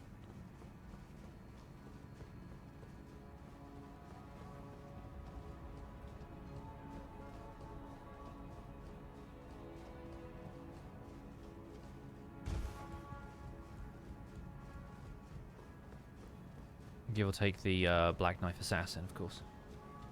Balancing the armor to the weapon type, so the faster weapons require less armor, so using a helm instead of other more complete sets. It's more just about fashion than it is about anything else. Like, I like being able to see the character's head if we put a lot of work into making a unique character for each playthrough. Like, you see so little of your character if they're just cloaked in armor the whole time. But in some cases, the armor is required for a build. Some of them have additional abilities, some of them just give you extra poise so you can tank a little bit more.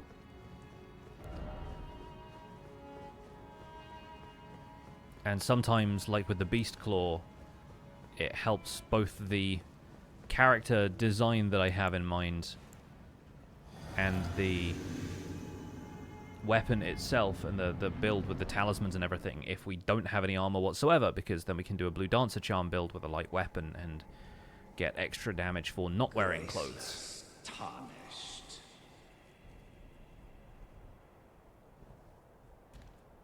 What is thy business with these thrones? Rolling into them mostly. Always only use the headband so I can see my hair. Yeah, that's... It's like you put all of the work into the character and then half the time you don't even see them. Even in cutscenes you see them from the back more often than not.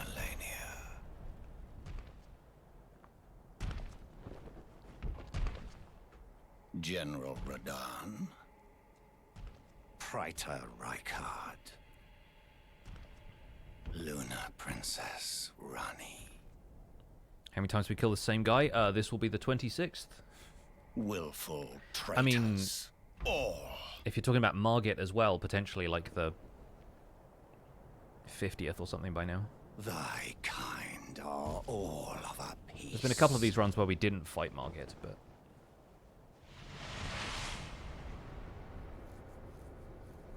pillagers, emboldened by the flame of ambition.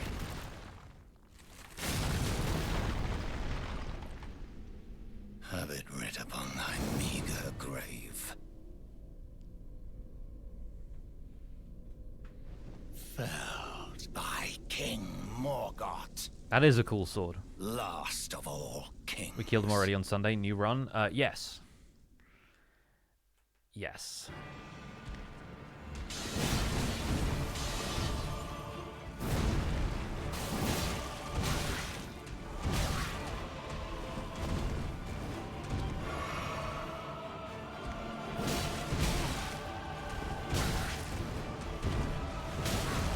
Why do I suck at rolling his attacks so much?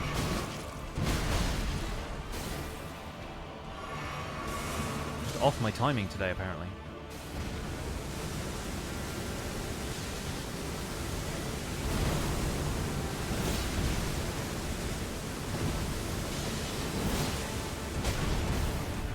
I think that might have been a stagger if he hadn't already got an attack loaded.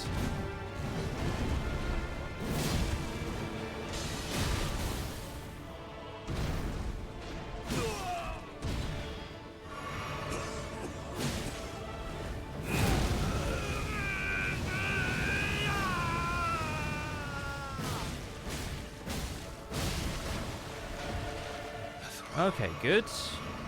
Stained by my curse, such I cannot bear. Thy part in this Actually bad, shall very not bad. be forgiven.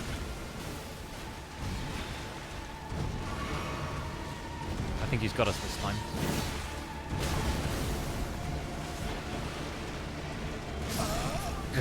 Yeah, I walked into the arena trap.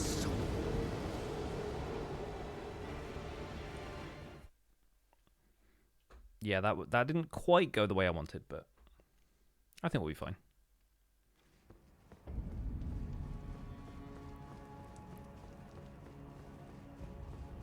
GG, not GG. I mean, GG to him. It's still a good game. You've gotten him 25 times, he's gotten you 2. Oh, many more than 2. Many more than 2.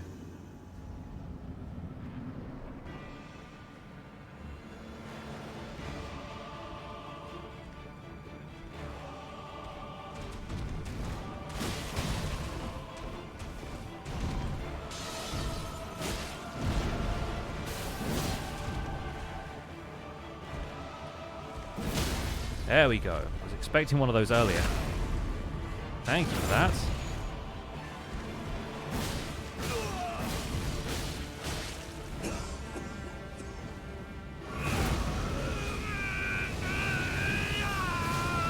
And then we get to go in here and do this. Okay, that went better. Where are my runes? Thank you. Thy part in this shall not be forgiven.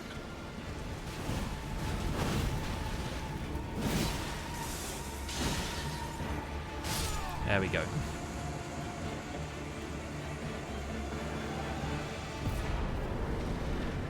Told you I was here to roll into thrones.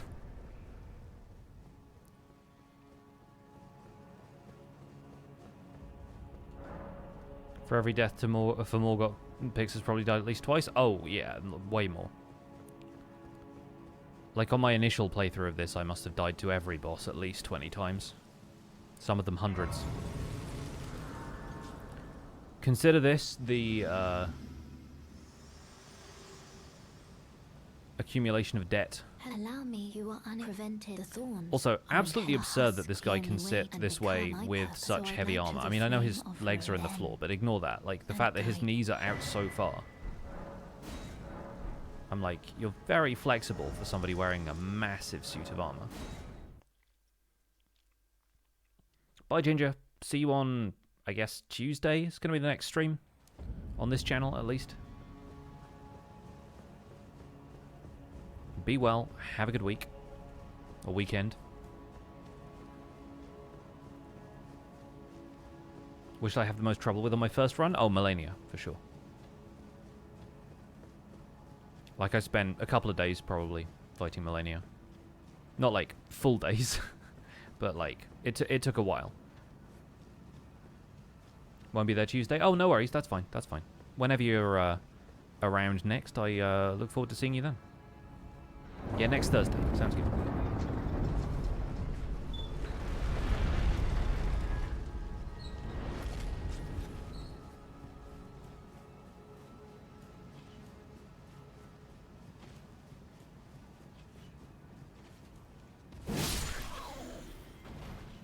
Trounced.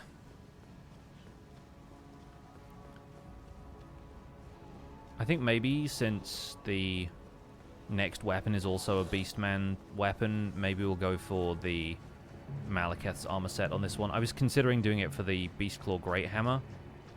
God, it's so chilling when you can see their eyes through the back of the texture. Yeah, I was thinking about doing that for Beastclaw Great Hammer, but we just never bought the armor set in the end, because it was the end of the stream and I wanted to go and fight the rest of the bosses. But yeah, I think we will probably buy Maliketh's armor set this time, because we're going to be using it for a second run through, so we might as well.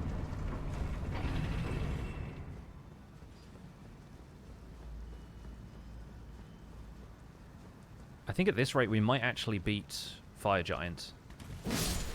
Get to the point where we're farming the Beastman's curved sword in Farum Azula.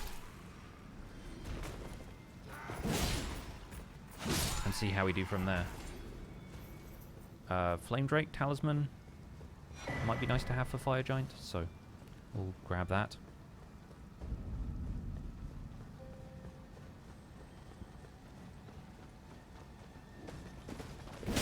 Get wrecked.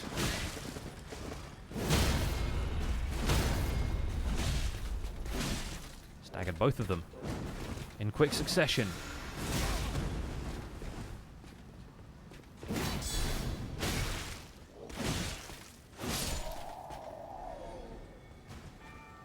How's that guy riding such a giant horse? I mean, where does the horse end up stabled when he's not riding it? That guy's entire life is riding that horse.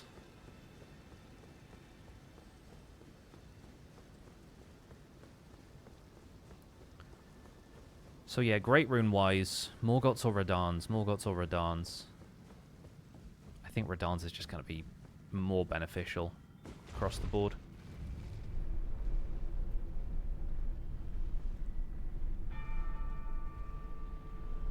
So once we tag the Grace down here, I'm going to go and get that from the Caelid Divine Tower. Means we don't have to fight Fell Twins, so I'm fine with it. Explain the logic behind Radahn's horse. Radahn does gravity magic, and he specifically learned gravity magic because he got so big and still wanted to be able to ride his horse. That is canon. Like, that is actually the lore of Radahn. Radahn's horse is also named Leonard. This is also canon.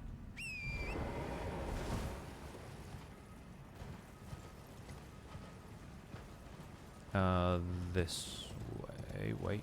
No. Where is the bit where you can jump across the dragon barrow? It's over here somewhere. OMG, really? Yes, really. Like, 100%. Radahn got the power of the shard of the Elden Ring and became too big. And just wanted to be able to ride his horse. It was like his favorite thing to do.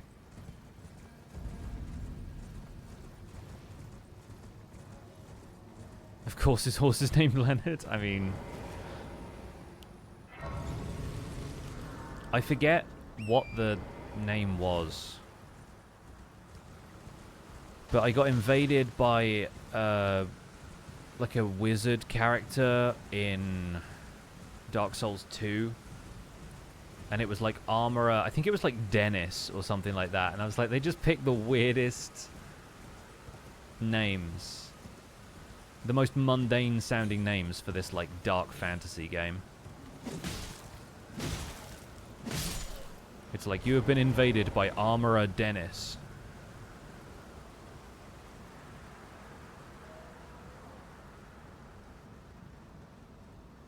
At least in this game, I feel like they still have, like, fantastical feeling names. But, yeah, for whatever reason, the names of the invaders in Dark Souls 2 just crack me up. Don't forget Fencer Sharon. Oh, I haven't run into her yet.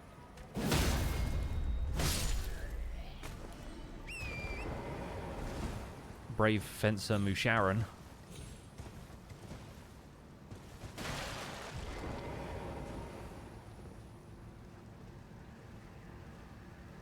You'll also see Sharon at the local pub, oh, I'm sure.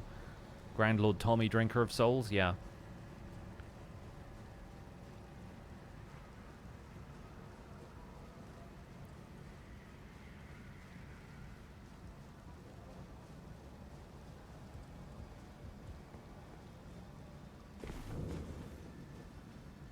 God's Bane, Nigel.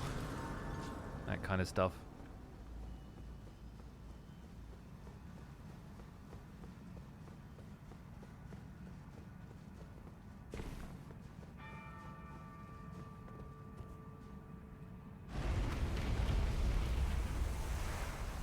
Yeah, I forget where it is you read that stuff about Radahn, but it might be either in his remembrance or in the lore for his armor set or something. But it's out there.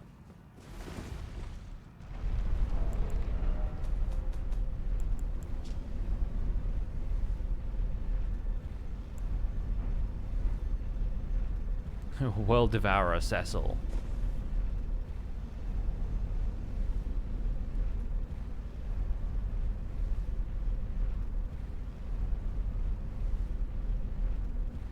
Bastard of the Stars, Kevin.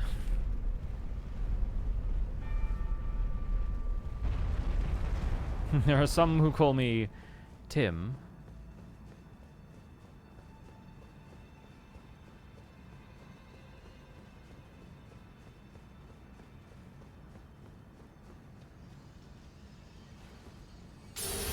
Oh yes.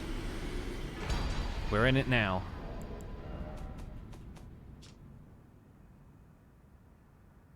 The great rune burns to resist the encroachment of the Scarlet Rots. Not well enough, apparently. Lord of the World, Dave, yeah.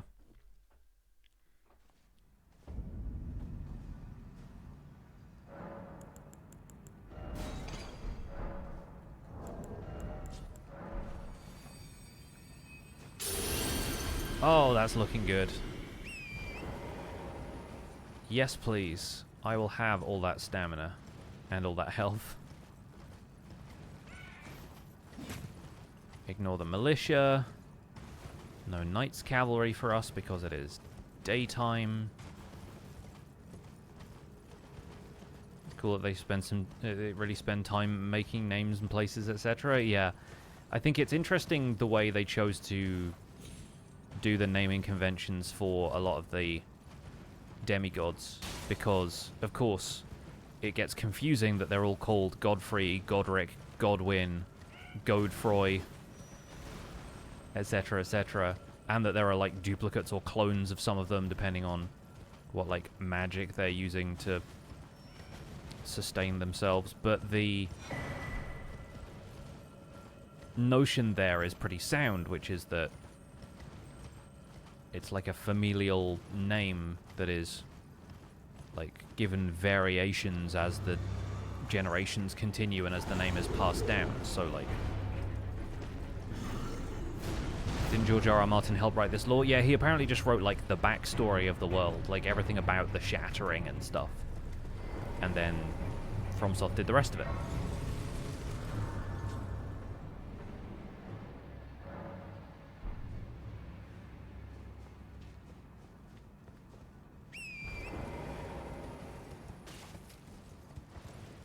But yeah, there being Morgott, Mohg, Millicent, Melania, Melina, Mesmer, Marika, Radagon, Renala, Radahn, Rani, Rena. Like, it's all over the dang place.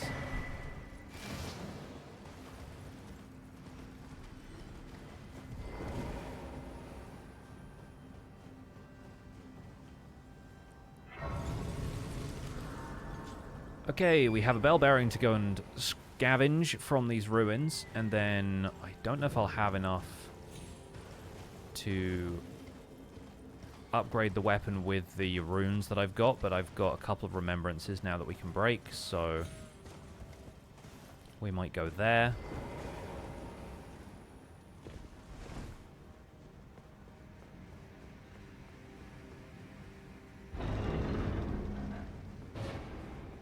Some are just their spirit forms and that's why they reuse? Yeah.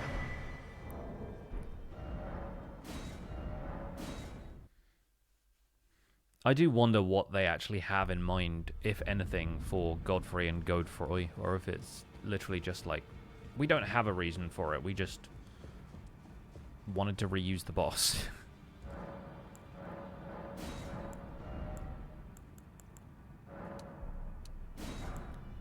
Okay, we can buy 7 of those now. We'll pop this, buy the next 5.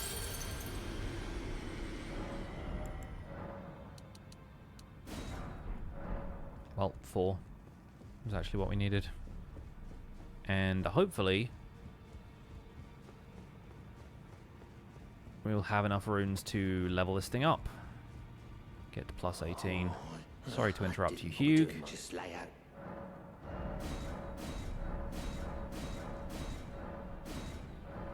Nice. Plus 19 is good.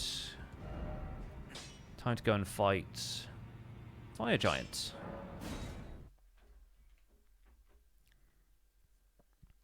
Always figured they wanted to fill space. Yeah, I mean,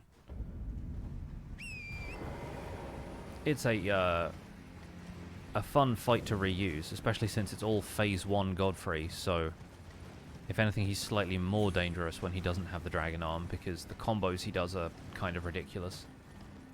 It's less AoE and more just, like, really focused, targeted hits.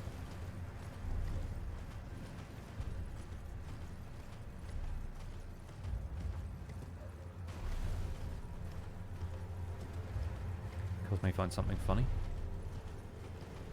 I always like hearing them laugh in the background.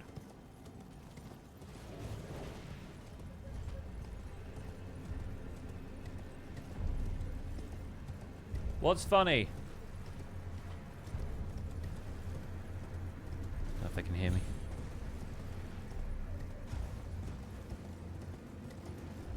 I am curious about this, but I'm also going to get shot off this bridge if I stop here, so I might go and ask in a second.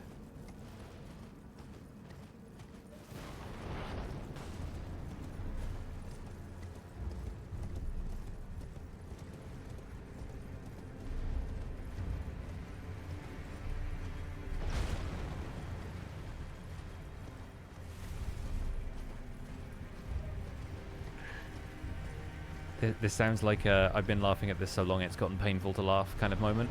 At least I hope that's what it is. We want to know.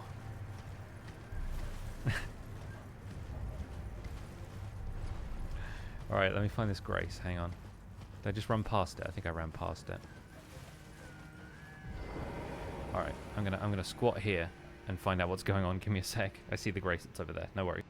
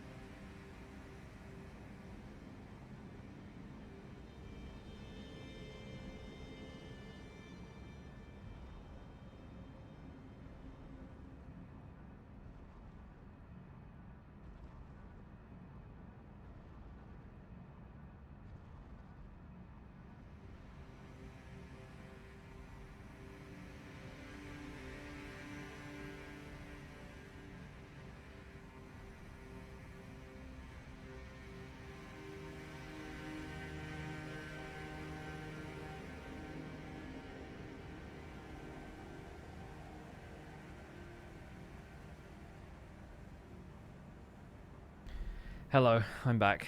I've discovered the source of the disturbance. Everything is fine. It was an Instagram video where somebody's playing one of those games where it's like one of those moving wall things from those action game shows where you have to like make the shape that gets through the wall, but people play it using like their voice, where they have to like sing a note or say or like pronounce a word correctly or something. And it was somebody with an accent pronouncing a words and just getting increasingly irate that it wasn't working. Apparently.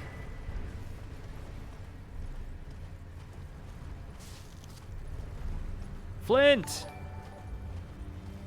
Flint, thank you so much for the 2 months. Welcome back. Flint, are you still playing Elden Ring, or are you like full-time Dark Souls 3 now?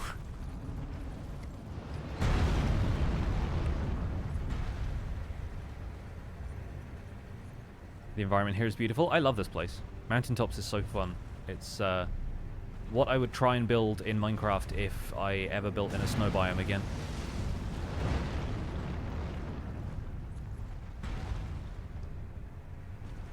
Come on, keep walking. Keep walking. Yes. Oh, good lads. Thank you for the smithing stones. I'll be on my way.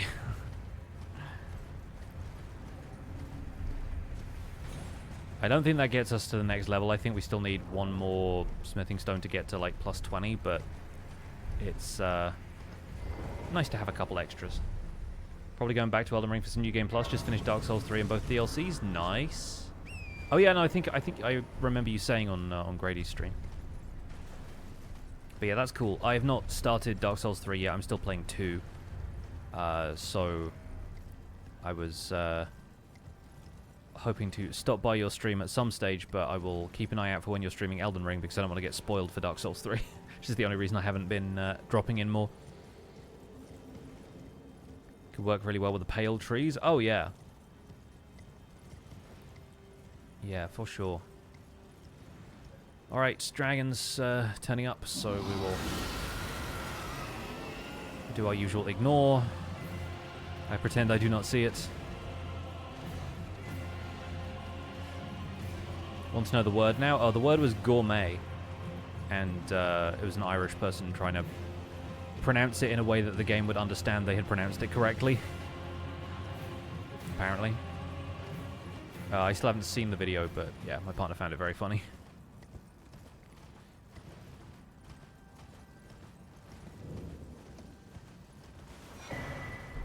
Okay, I'm going to skip this grace because I don't think anything will kill us between here and the next one. What dragon? Exactly. What dragon?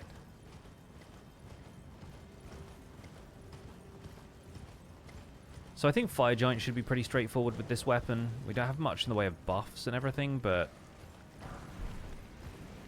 it won't be too difficult.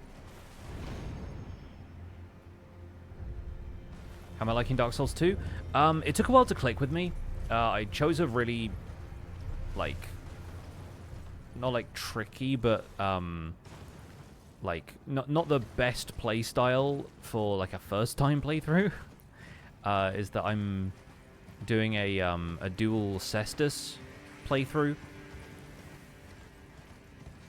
Like, as soon as I found the Cestus that's sold to you by one of the merchants at the beginning, and I gather Dark Souls 2 is where they implemented like power stance movesets for the first time, I was like, okay, cool, let me try that, because I was actually kind of annoyed that you couldn't do something more interesting with two of the same weapon in Dark Souls 1.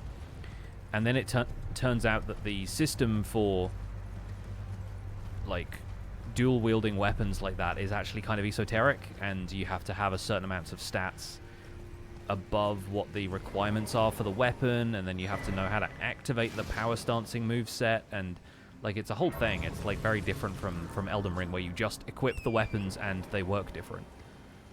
But like, I'm having the same thing with Dark Souls 2 as I had with Dark Souls 1, where the bosses are never a problem for me. It's always getting to the bosses because I don't know the route yet. And so I stumble around blindly for a while, dying to most of the basic enemies, and then eventually stumble into a boss that I beat first try. I fought the Pursuer, who's actually relatively difficult compared to the other ones, and did that fight the other day. The other thing about Dark Souls 2 is that there are a lot more attacks that, like, deal damage to you even if you're rolling. Like, rolling iframes don't really count for every attack that you do in the same way. Trendir, thanks so much for the 9 months. Welcome back.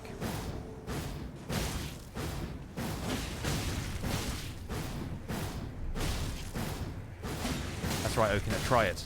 Try it. You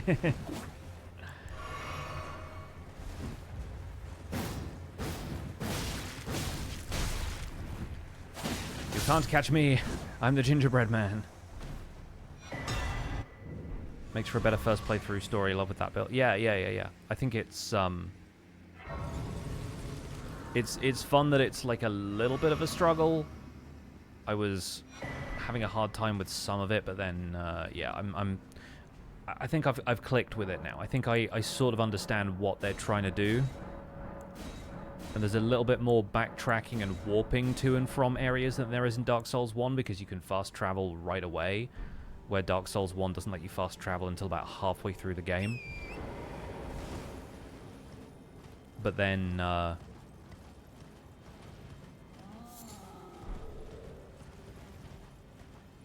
yeah, the exploration feels a little bit different. The environments feel a lot more open as well. Ancient Yorkshire Lass, thanks so much for gifting 5 subs.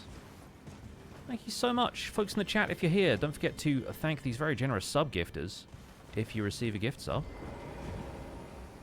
Really appreciate that. Thank you. Really excited to see support growing for these Elden Ring streams now that we're this far into the challenge, you know. Kind of making the time and effort feel a little worth it.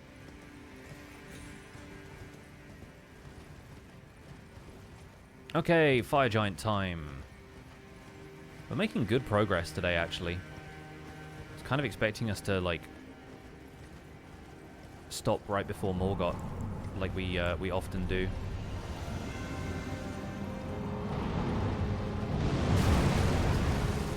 Sometimes I time that perfectly. Other times, not so much.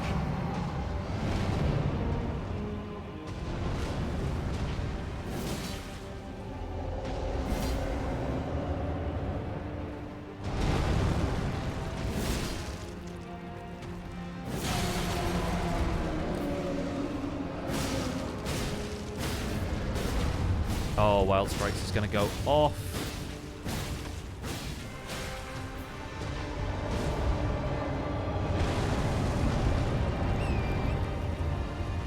Okay. Let's see what we can do here.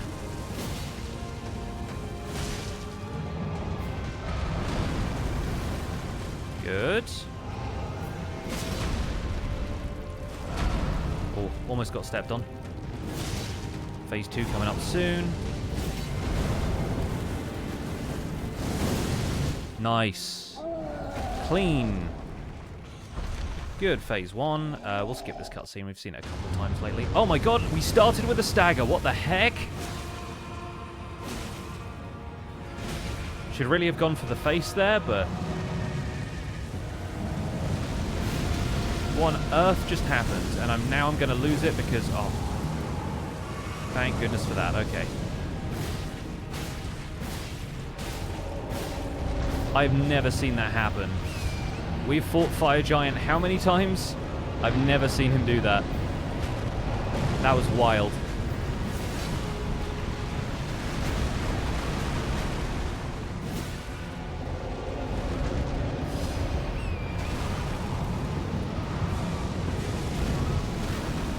Well, I gotta say, an easy leg up on Fire Giant then, huh? Speaking of a leg up.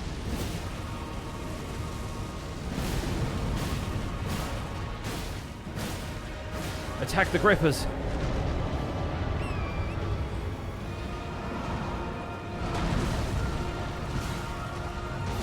God, that was the easiest Fire Giant we've done in ages.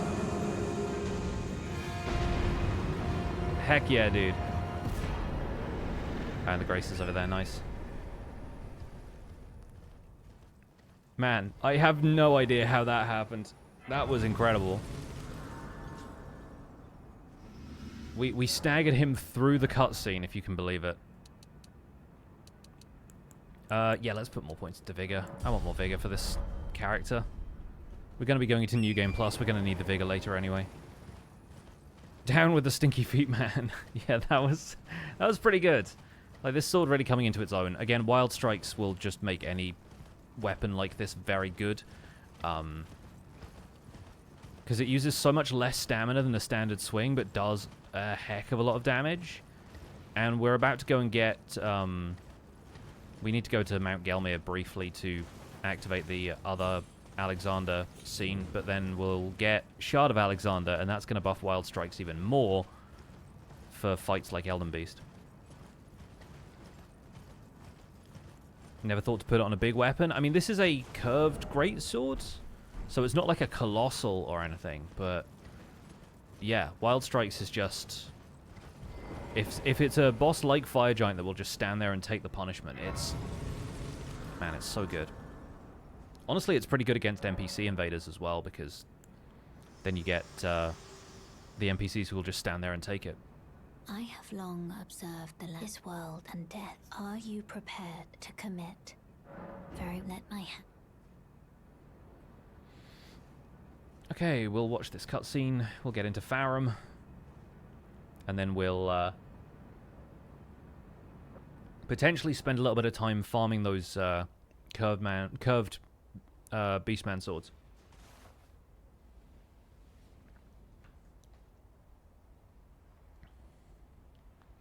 Any chance Colossals work with Wild Strikes? I don't know for certain. I have a feeling maybe not, just because they're that big. But it would be very fun to have the like the great swords. If you could swing it like that. She's the original You Want to Do Crimes, bro.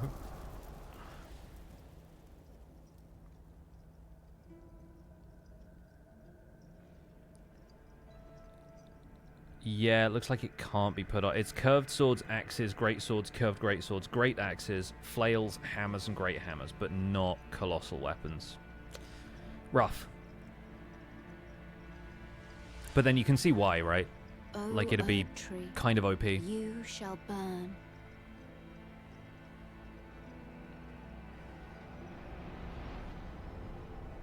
You can't put it on like a spear as well. It's not quite the right weapon for that.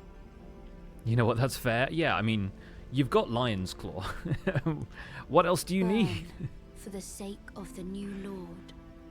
Like, the whole point of colossal weapons is just do one big heavy hit. If you have them doing subsequent big heavy hits, then yeah, they're gonna kick some butt. I do love me some Lion's Claw. You get an extra Lion's Claw with the DLC as well, so. Thank you for guiding me here. Yeah, you're welcome.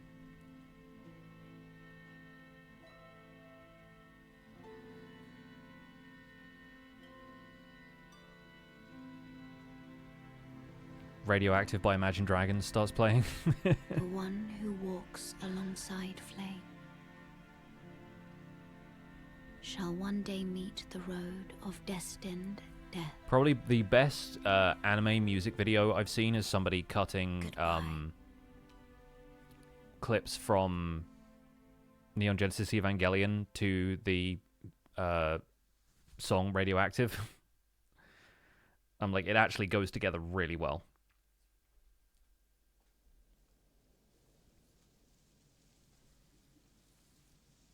Never got around to finishing this game, so I have no idea why we're burning the Erd Tree.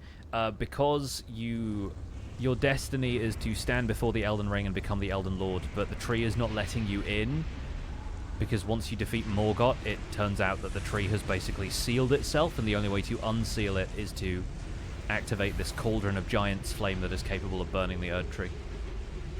But it's burning in a very kind of like mystical, like, is this actually dealing any damage kind of way.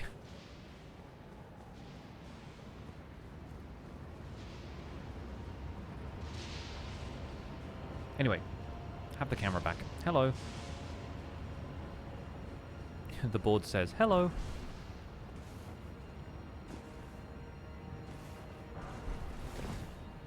So it's burning, but not really burning. I mean, it kind of is burning. I think it is meant to be burning. A faux burn. Sounds like a type of facial hair. It's like when you have sideburns, but not really sideburns.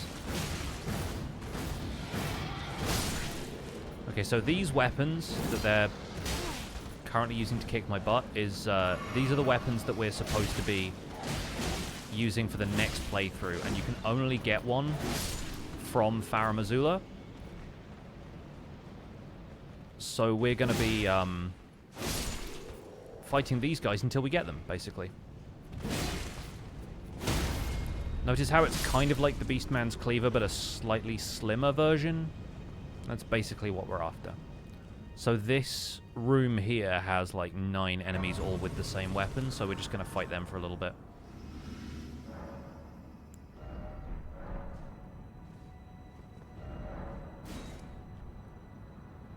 I might also... Here's the thing.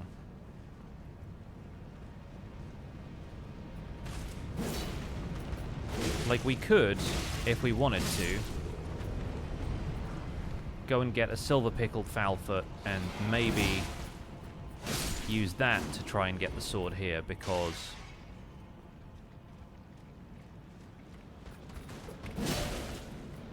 it would certainly help our chances, considering I have no arcane, so no boosted discovery. We don't have the silver talisman. The fact that I can kill 2 of those in one swing is pretty good, though.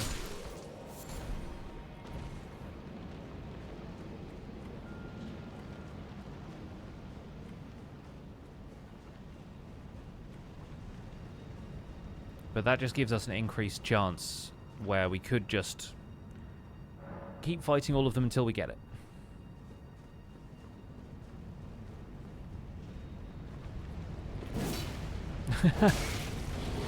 Literally just watched me do that. He was like, "You okay there, bud?"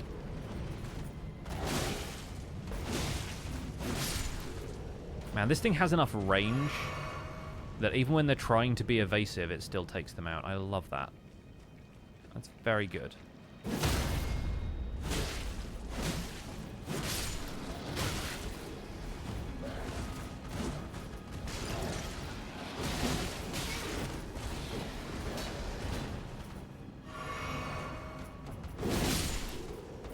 I do like the idea of becoming Beastman Cirque du Soleil after all of the shenanigans I've had to put up with.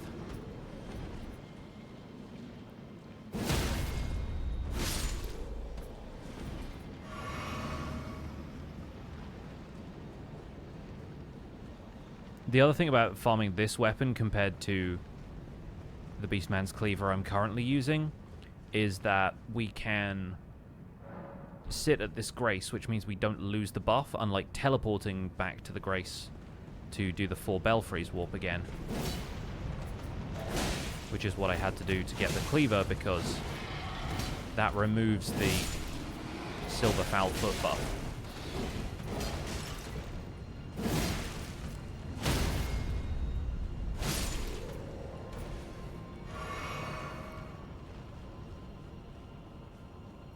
But yeah, I'm thinking maybe we do that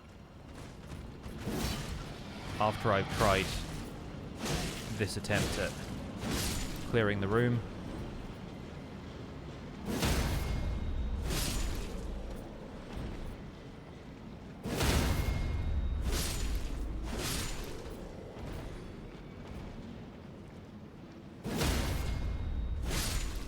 Nice. Okay. Yeah, I think this is going to have a way lower drop rate than the Cleaver. So I think we need to go back to Stormvale to buy the Foul Feet from Gostock. That seems like the right thing to do. As much as buying anything from Gostock is ever the right thing to do.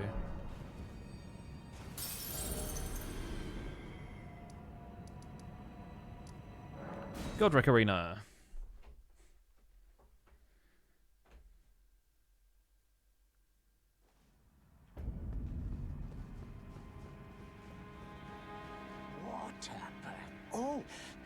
Literally the first time actually listening to this dialogue. 3 of them. Perfect. I'm pretty sure you can get the recipe for those from somewhere, but I can't be bothered to find it.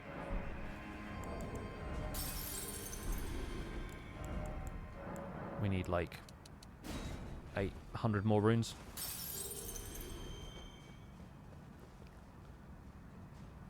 Yeah, that Beast Grave location should at least allow us to farm the weapon for a good couple of minutes, provided that I don't die.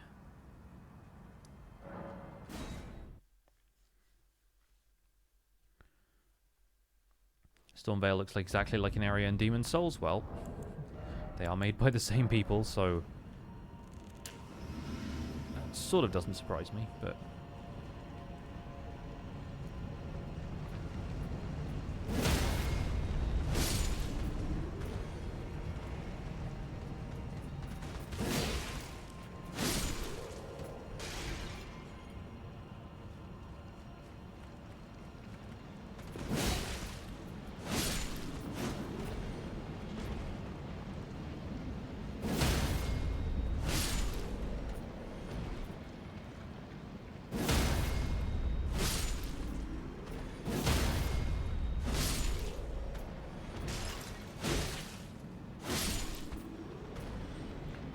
I was very tempted after having farmed the Beastman's Cleaver to do a version of the stop doing maths meme.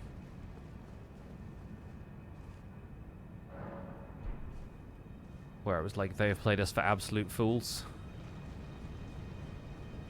Silver pickled foul feet are a lie.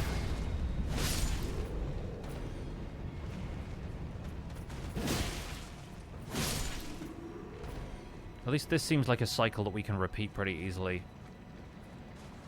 We're not getting stuck in Beastman hell too much. There's 4 of them that just don't pay attention to you until you start fighting them. They do unfortunately have a drop that is not the weapon we want them to drop, so we'll have to deal with that sometimes.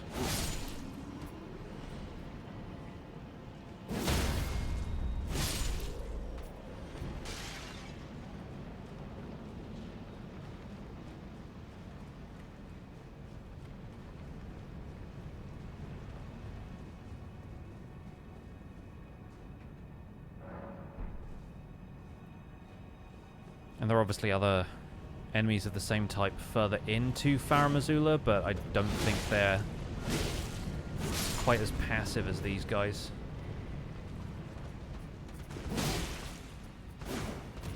More awkward locations.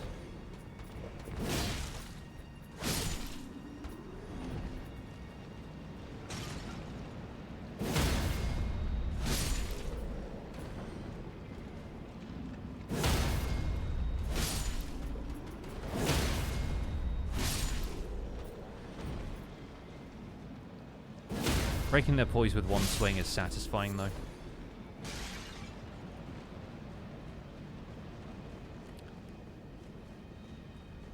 Our other option, aside from leveling Arcane, which we don't really have the resources to do at the moment, is going to the Halig tree and getting the Silver Scarab Talisman, but I don't want to do that because it's a huge diversion, requires us fighting 2 optional bosses, or well, 1 optional boss and an NPC invasion. And I think sooner or later we will just get this anyway.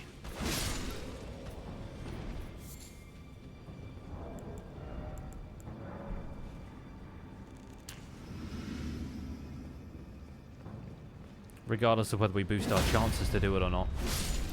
Because I have received the weapon on other characters during other playthroughs. There it is. We'll kill this guy just in case we get to it.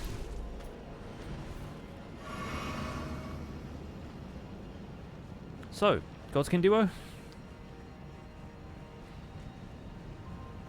I think it'll be fun to do a Beastman's Curved Sword playthrough with just 1 sword, but then once we reach Farum Azula, maybe we try for a second.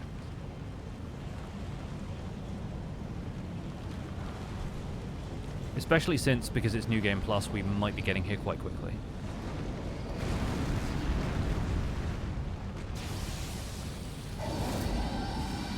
Is there a Beastman shield? I don't think so. Although there are some that have those like half jar kind of shaped shields.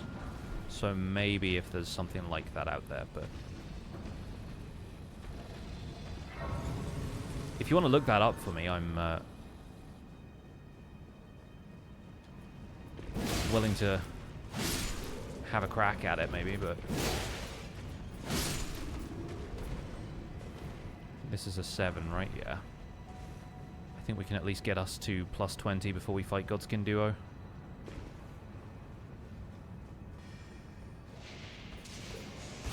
Yeah, like these Beastmen have like that jar-shaped shield. Beastman's jar shield. Right. Makes sense. I assume it's a drop from the guys who are wielding it.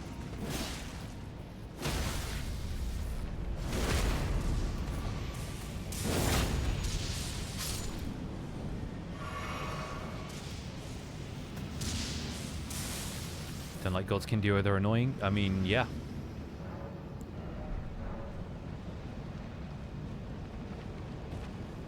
I guess they are meant to be annoying, though.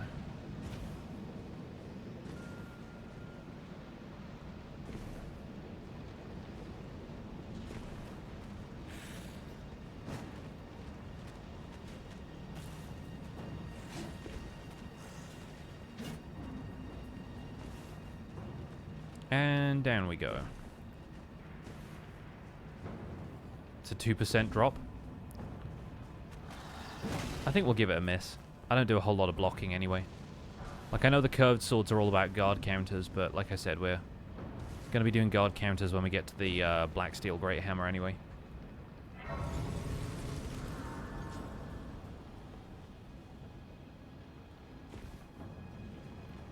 I'm more interested in turning that into a jump attack weapon because of the unique aerials it has.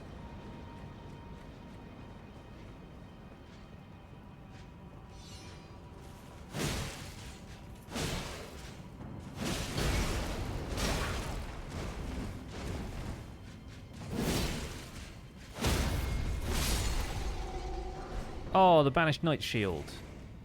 It's been a while.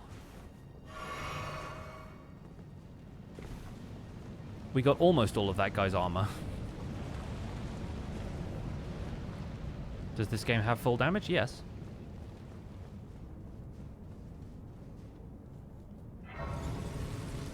It kind of plays fast and loose with the rules on a couple of occasions.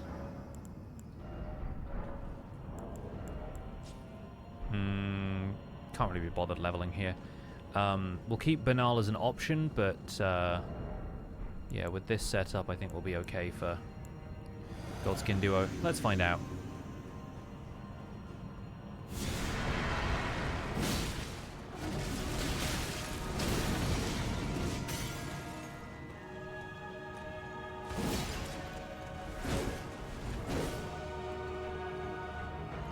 Trying to get behind one of these so that they don't just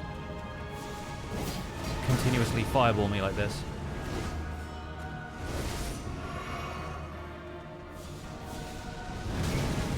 Dang it, dude.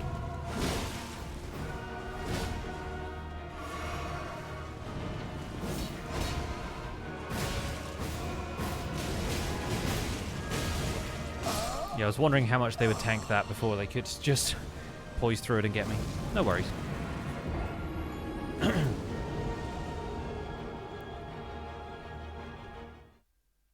Yeah, most of the places you can fall in this game will kill you. But there are a certain amount of survivable falls.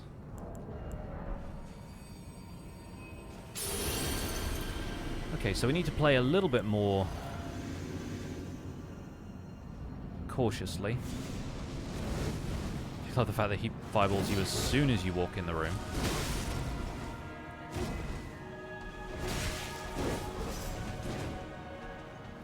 I'm gonna be back here getting my runes.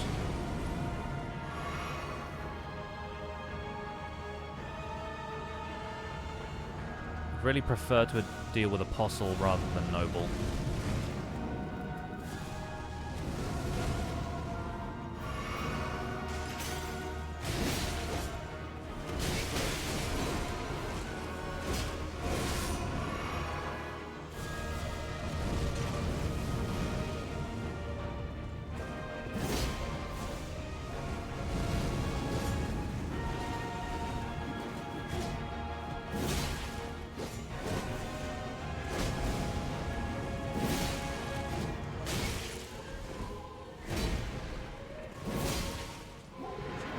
I feel like a lot of Apostle's heavier swings seem intended for a character who is much taller than you.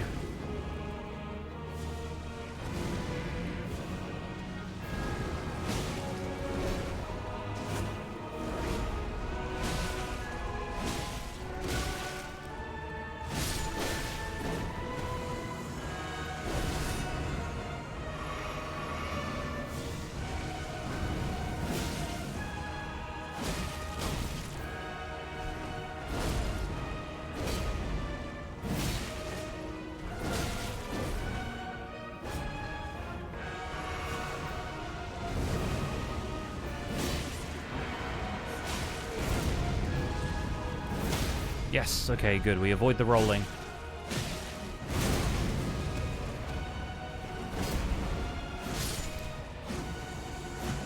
Keep swinging, keep swinging. There we go. He's back.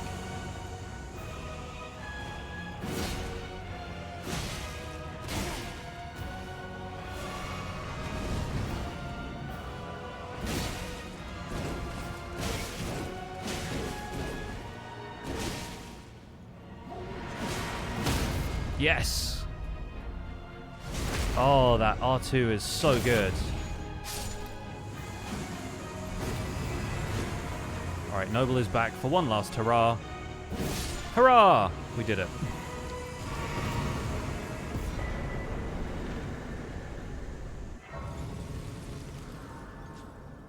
Amazing. Okay, back to roundtable holds. We've got Maliketh to do, but we need to make sure that we level up this weapon first.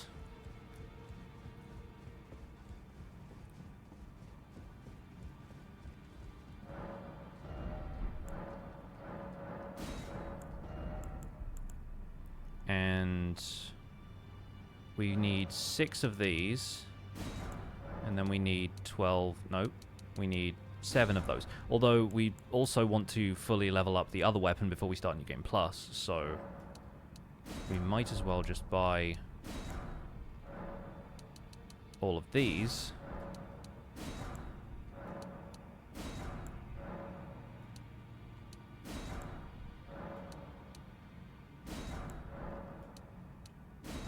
And then just completely level up this weapon now, and then the other weapon after. Recently did a Caelid Warrior cosplay run. Would you do that for the dismounter? Probably, yeah. Don't have to worry about that one for a while, I suppose, but...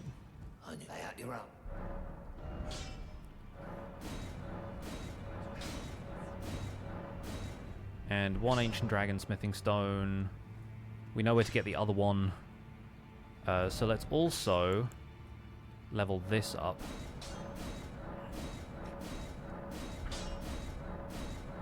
So that we can start the next run fighting Grafted Scion with a fully upgraded weapon.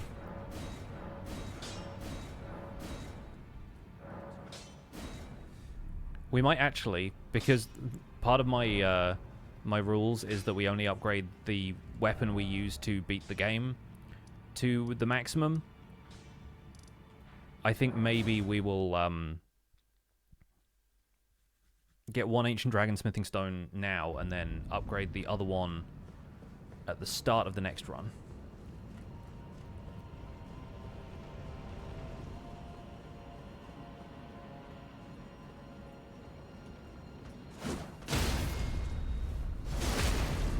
Trounced.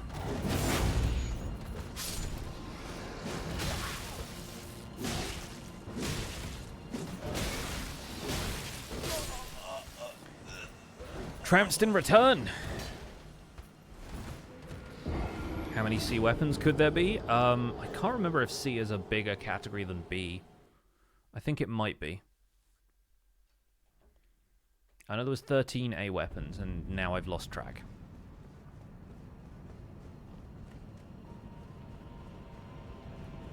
Oh, I was also one-handing that whole time. That might be why.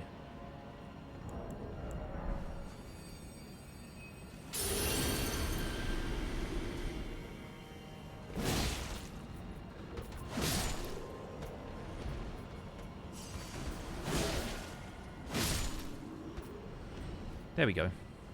Balance has been restored.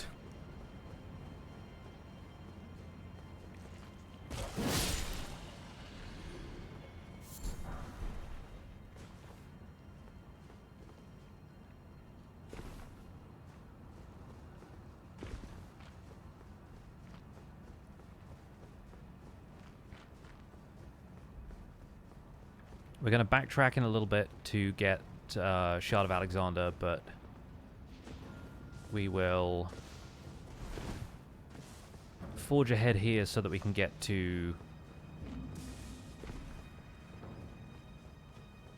the Ancient Dragon Stone. That jump always makes me nervous, yeah. I've only started doing it recently.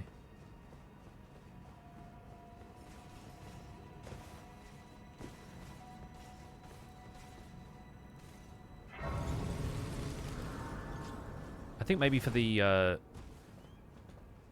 Beastman's curved sword run, we'll level Faith and we'll get into doing buffs and everything, because we'll probably need to eke out a little bit of extra damage from the weapon.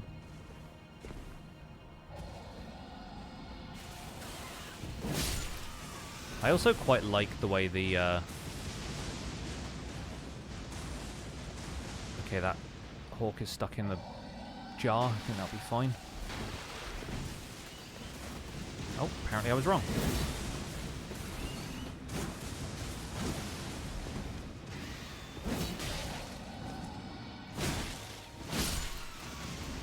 I like the way the Beastmen infuse the weapon with this like red lightning that they all have.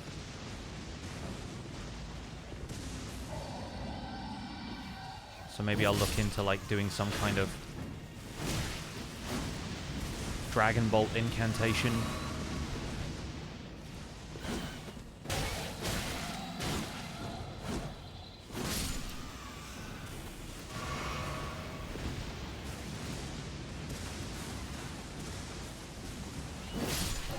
Nice. That one had the reach, unlike the Beast Claw Hammer.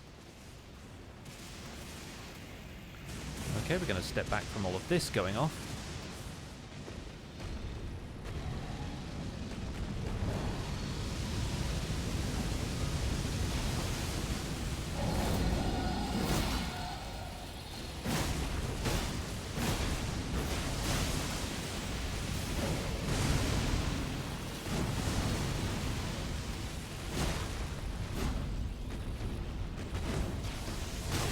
Oh, my stamina betrayed me.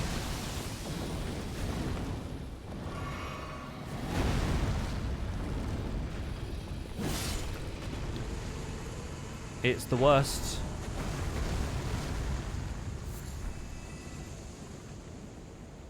The absolute worst. When you have to target those things and they do not give you a zone you can target. No boss bar, not a boss. Basic enemy now.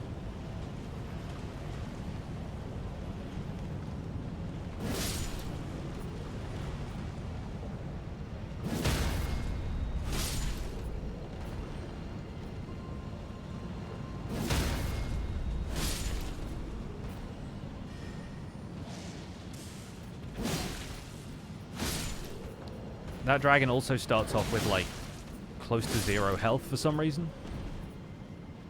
It's just been through a lot, I guess.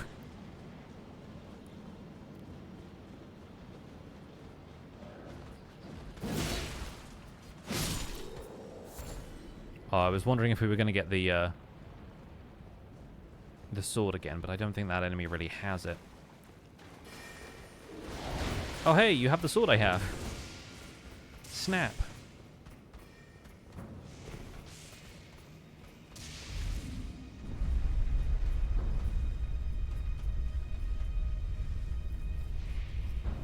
Counted 38 C weapons and 33 B weapons. Ah, there you go. C is bigger.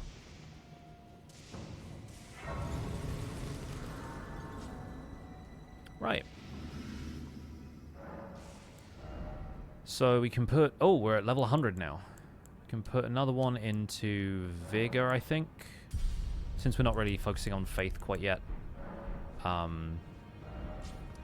I said, we'll go back. We'll briefly go and see Alexander at Mount Gelmir to get the encounter in Farum Azula set up. You also counted 38. There you go. 38 seems to be the consensus.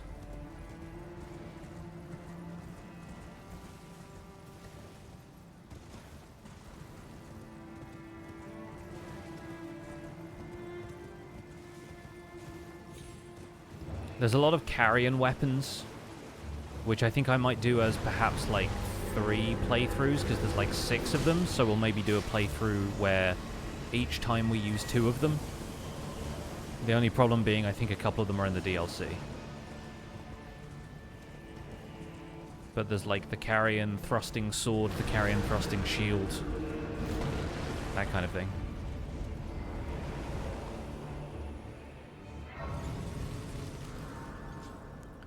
We'll see which approach works best when the time comes.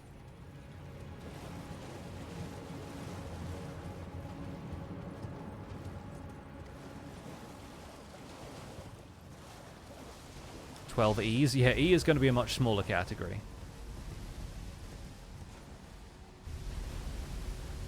It's funny when you get into like W and stuff, because there's like only a handful of the later ones, but then T and S are such big categories.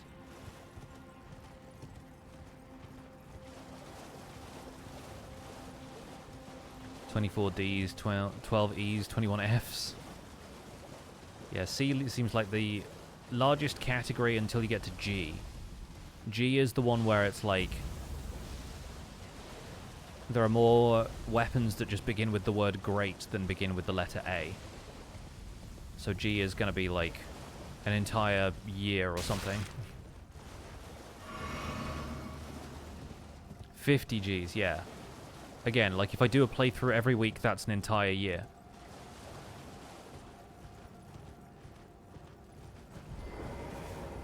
The Gs, the Rs, and Ms, yeah, they're probably all going to be like the stacked categories. It's like Messmer's Spear and Morgott's Cursed Sword and stuff like that, right?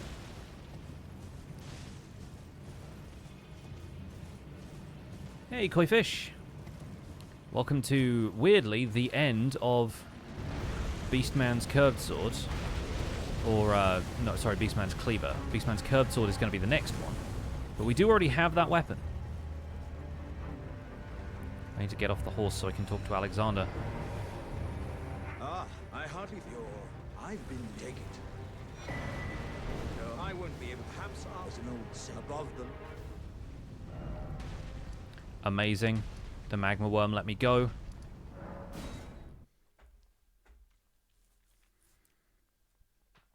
$15 H's, 9 I's, 2 J's, 2 K's. We need to go to this one. Of how casually he's chilling in lava. I know. Actual legend, Alexander.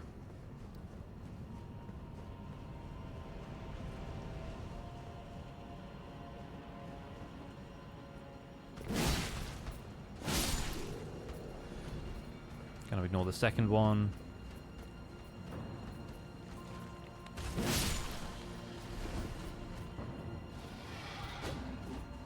Oh, corrected in midair there, and just about made it.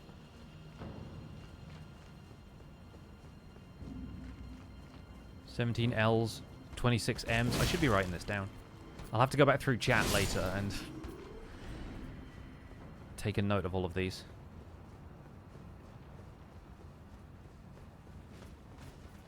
$17 L's POV, you only beat the boss on the 18th try. That's funny.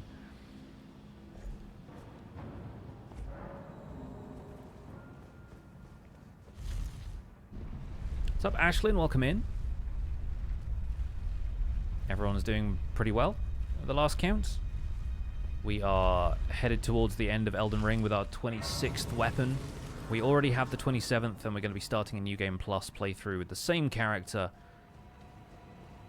and the next sword, because otherwise we would only be able to use it at endgame. 13 P's and 1 Q? Well, when they said mind your P's and Q's, what they meant was your 13 P's and your 1 Q.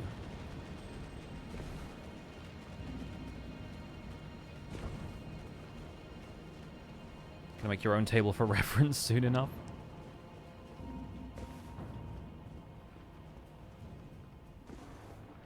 There he is. Prepare thyselves for tragedy, Our chat. city, that aside, I doubt there's... Of course. Which mean, would you come and tell me? I've been longing... You... Then let us begin. I am the great Yar warrior, Iron Fist Alexander. Lend me strength, O warriors. Let us become one champion together. Together! Alright, that'll do. My thanks. I knew Okay, this is the bit where somebody said he was seasoning it himself. was a marvelous battle. That's so I funny. implore you, take what I bequeath from inside me. All vessels are destined to one day break. But the great Alexander lived as a warrior to his last. He did get a hit in this time, yeah.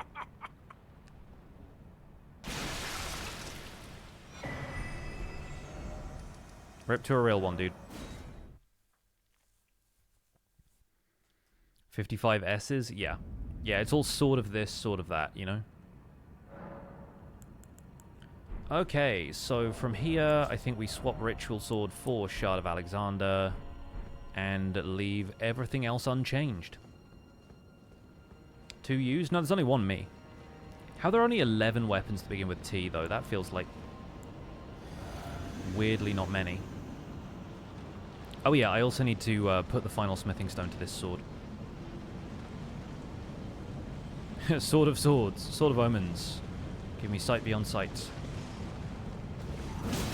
Weapons beyond weapons. That's a stagger. Oh yeah, he's not that big, turns out.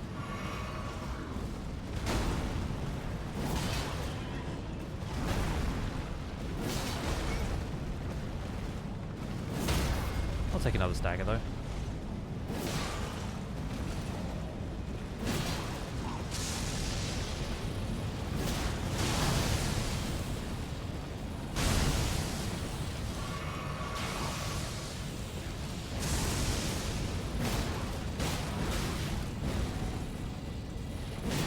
Let me wild strikes you.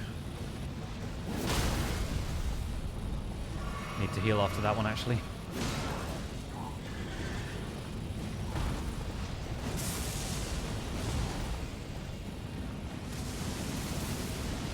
We out here wilding with the strikes.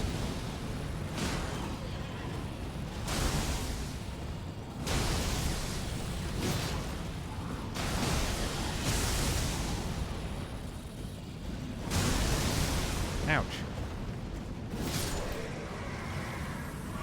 Thank you very much. I'll take the armor as well. Not going to be wearing that one though. There are no Ys and 2 Zs.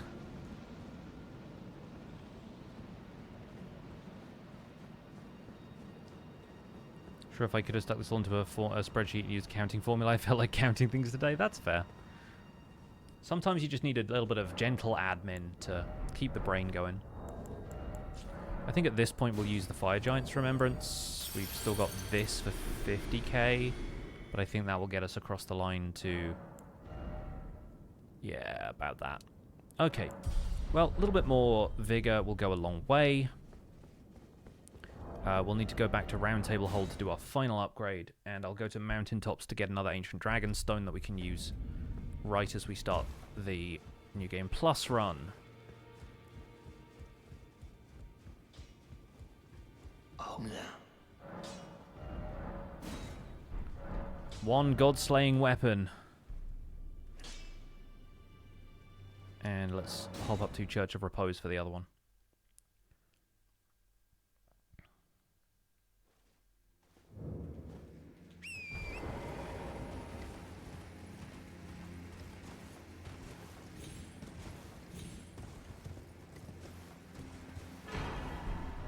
Nice. Okay, Maliketh fight. Maliketh fight.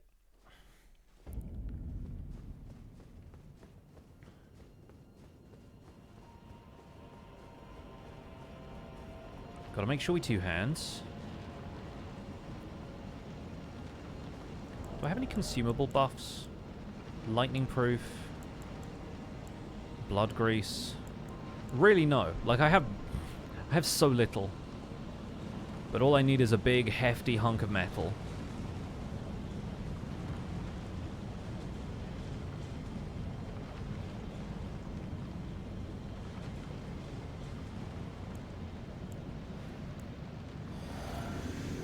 Let's go ham.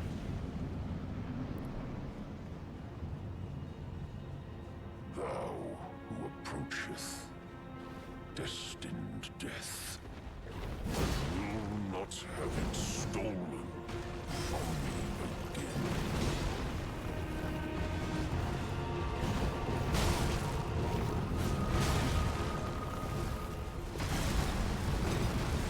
Alright, quick heal here. Okay, we kind of got punished for that one.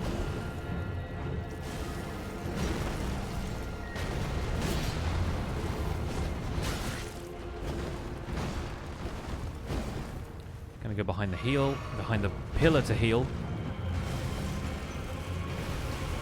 I'm gonna go behind the heal.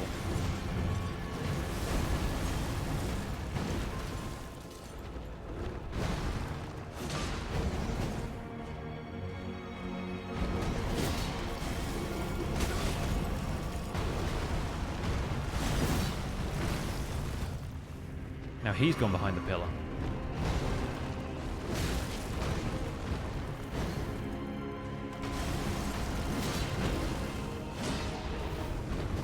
Okay, we're going to get phase 2 here in a second. Nice. No bleed this time or anything, but...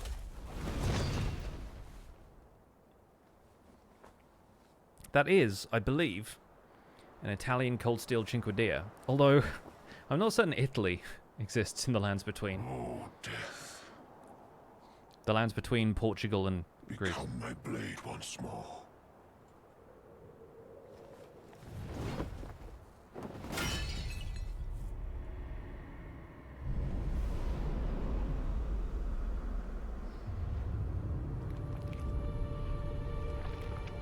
Whose horse is that?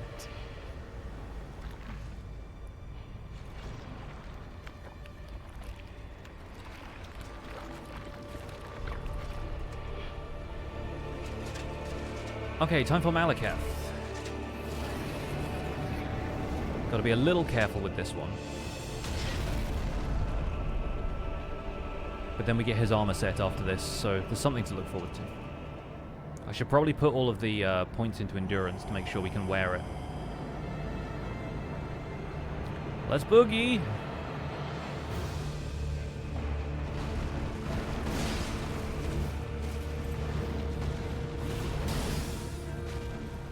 Let's get healed up here.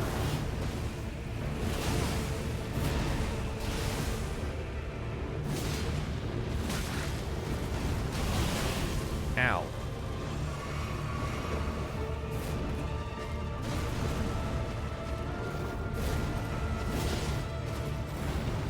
Happy with that hit, but not happy with the hit that he got right after.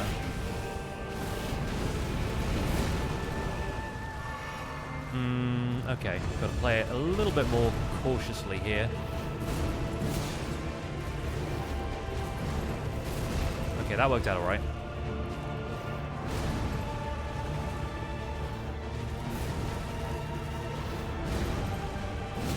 Nice.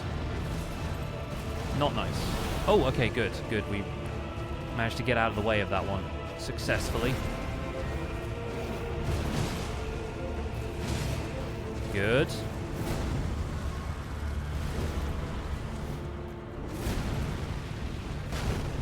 And jumping heavy. Oh, nope, we missed. Okay, get me down to 1 flask.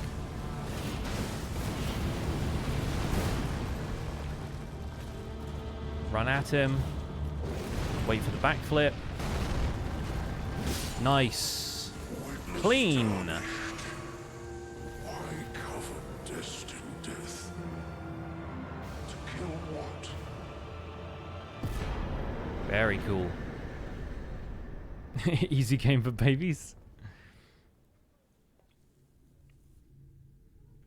The Rune of Death is unbound.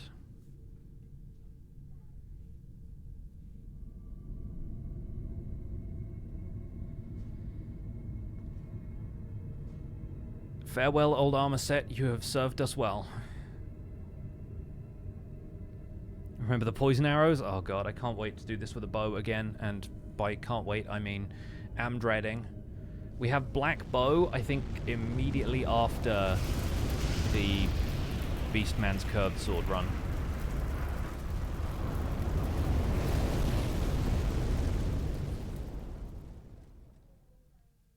Glad I decided to watch gameplay instead of play, because oh boy, my brain was not keeping up with his movements. Yeah, he's very acrobatic, and it honestly took me the randomizer run we did for Axe of Godfrey to actually understand this fight, because we did it in an arena with no pillars. So I literally had to learn the fight to progress, and then we fought Valiant Gargoyles instead of Elden Beast, which was a lot.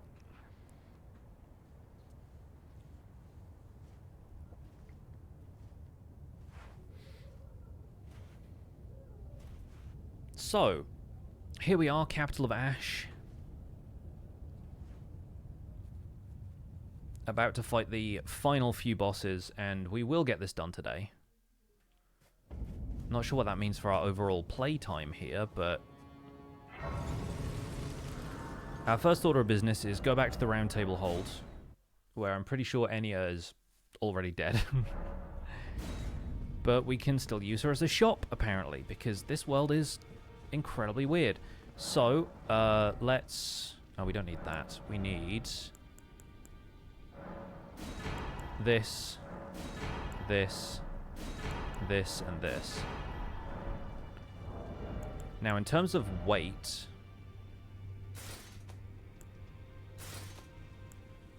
that's gonna make us heavy. Yep. Very heavy. But now if we do a couple of levels into endurance, where does that leave us? Medium. And then the helmet makes us heavy again. But if we break the remembrance, and possibly this rune,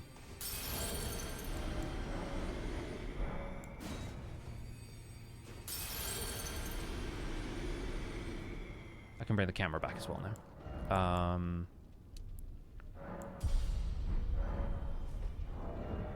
Now we're medium again. Okay, great.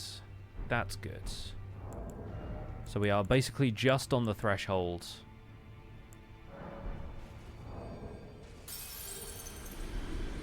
Also, I don't think the Great Rune is actually doing anything for our equip load when it's increasing our stamina. I think it's just the raw stamina stat that gets affected, so we should be okay to not worry about putting any more points in there, even if we have to do any of these fights without rune arcs, which I don't think needs to be a concern.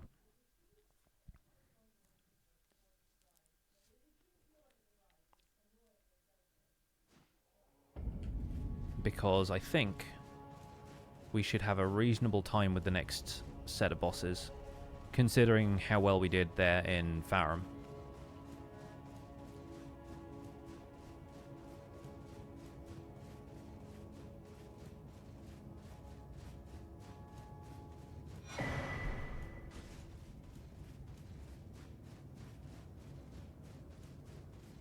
Don't know why I always go that way around that building when you clearly need to go this way. I have a very twisted sense of what the architecture is here in Lanedale now.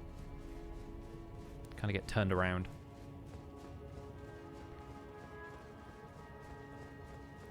The question is, do we think we can just Wild Strikes Gideon forever? How much of my stuff is he going to poise through to just zap me with magic?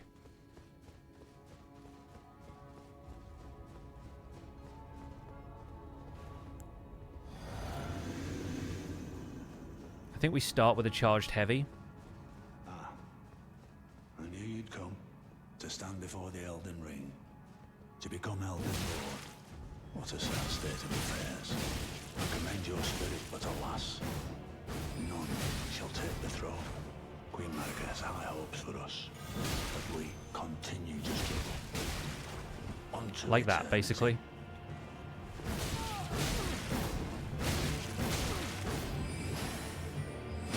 Get wrecked. Scrub. My bones, a tarnished cannot become a lord. Not even you I'm not a tarnished anymore. I'm Maliketh, the Black Blade. cannot kill a god.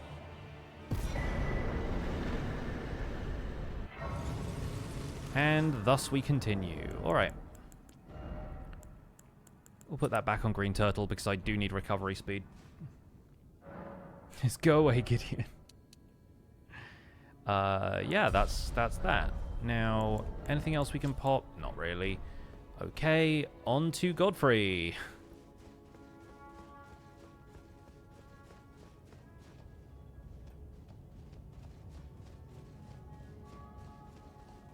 This has gone exceedingly well. I'm not going to look at the gameplay time until we've actually beaten the Elden Beast.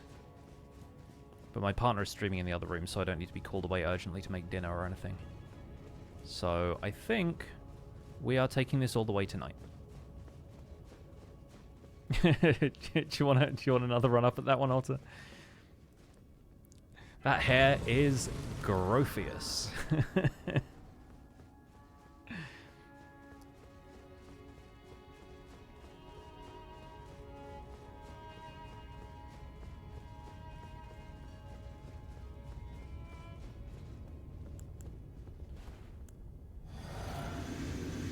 Godfrey time. And this time I'm going to skip these cutscenes because we have seen them many times at this stage.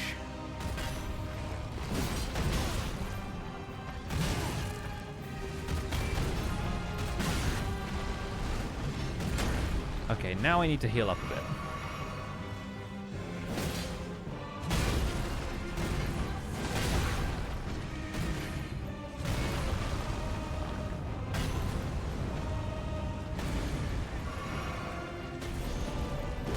To recalibrate my expectations for this fight slightly.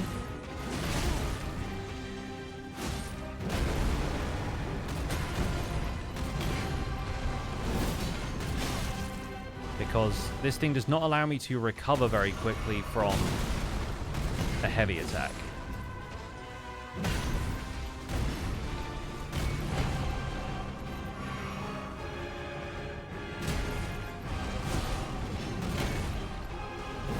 So I don't quite get to do all of the rolls that I want to do.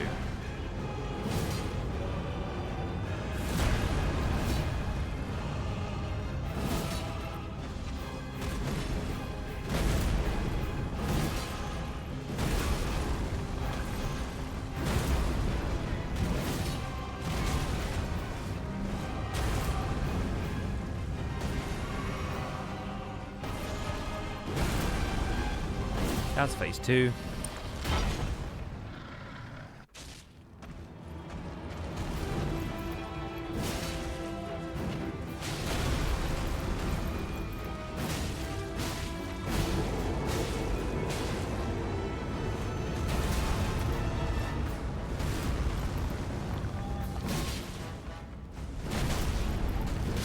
Dang it. Oh, I was trying my hardest to roll at that point, but he stunned me too much. I think my equip load is like close enough to the margin that it's actually having a tiny effect. But yeah, I'm still a medium load after losing the rune arc, so that's important just in case this means a few extra tries. We did pretty well that round, though. I was hoping for a stagger on Godfrey, but let's try again.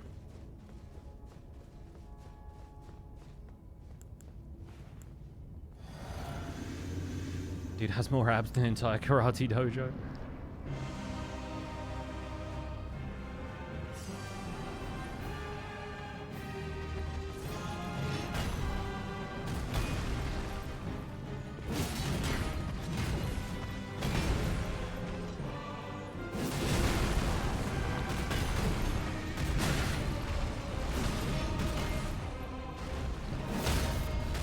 Nice. That's what I wanted.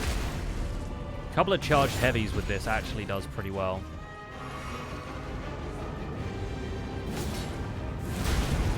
Oh, ow. He brought that down directly on my head.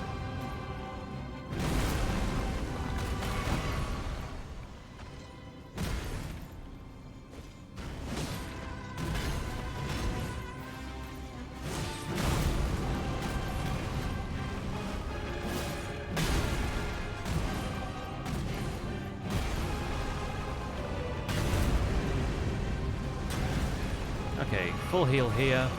Roll forward. R1 into phase 2.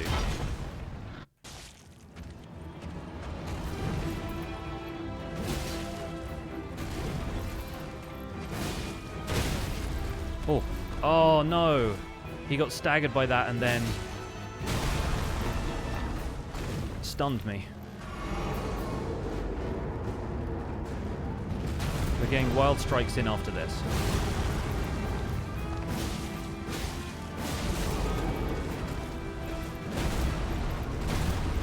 Okay, this should be good enough. He goes for a throw. We follow up with a heavy. And then an R1. Very nice. If he'd hit me with a grab there, then I would have survived, so that was not as risky as it looked.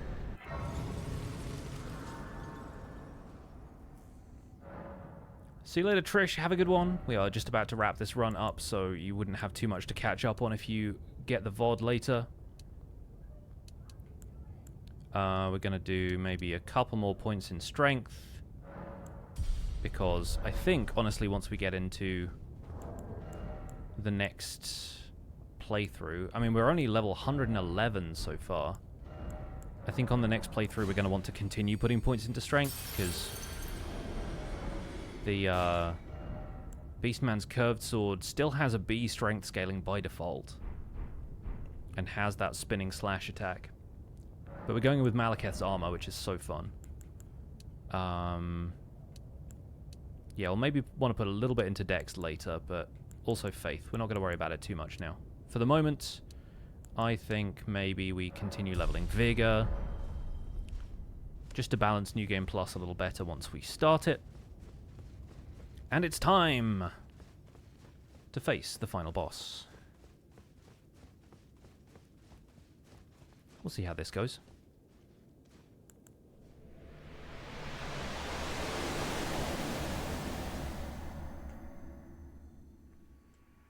Didn't take my flask before we went in, but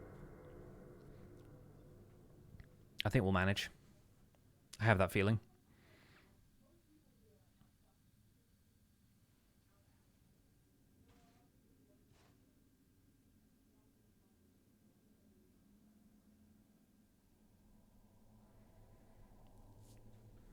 Hello, Marika.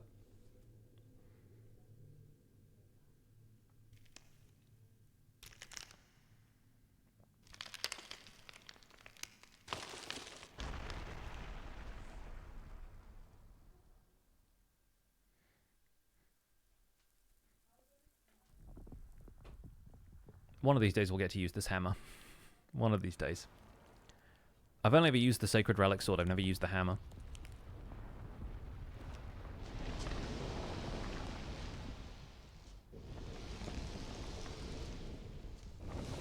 Radagon being like, no, it's my hammer now.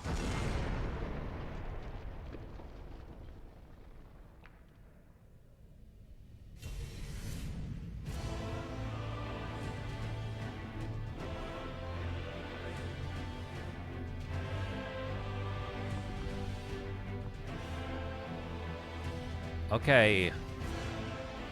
Let's see if we can do this without too much fuss.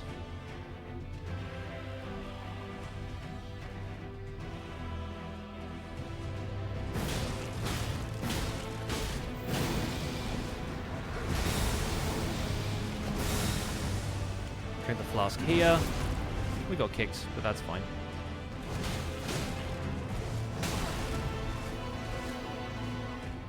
Gonna get a quick heal in. Charged heavy. Nice. I do like the fact that charged heavy is a swing, so Wild Strikes after this should be good. Nice. Love that damage.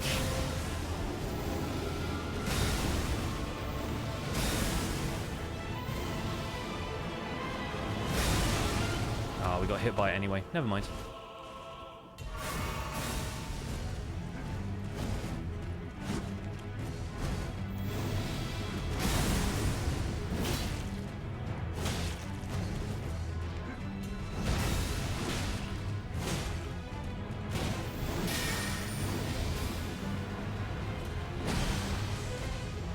I'll get a full heal here.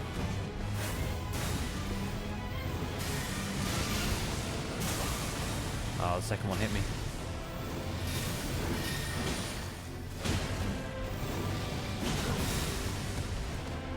Come on, dude.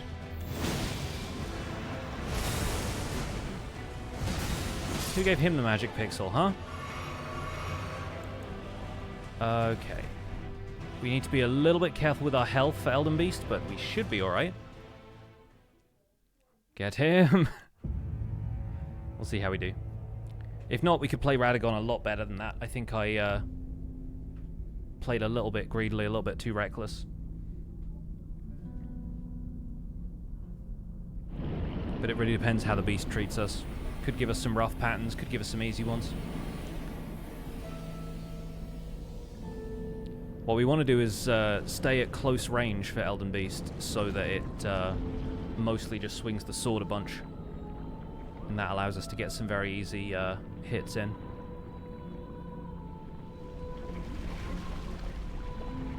Obviously it's going to disengage and do the ring attack at some stage, but mostly want to avoid waves of gold.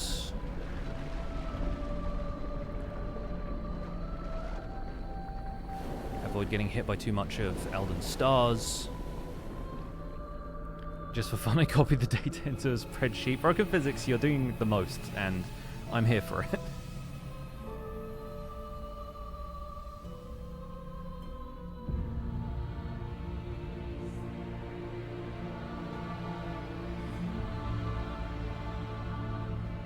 The fingers are creepy. They are creepy. The whole thing is creepy. Look at me in the bottom left-hand corner.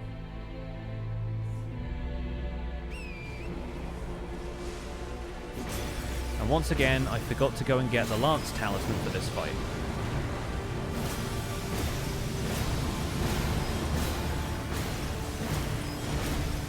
That's huge.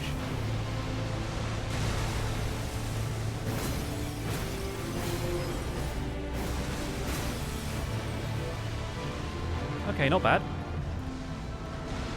This isn't even Rings 1.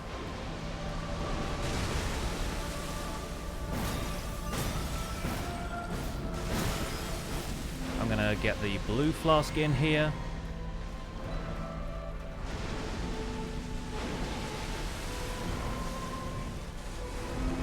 Okay, this is Rings 1.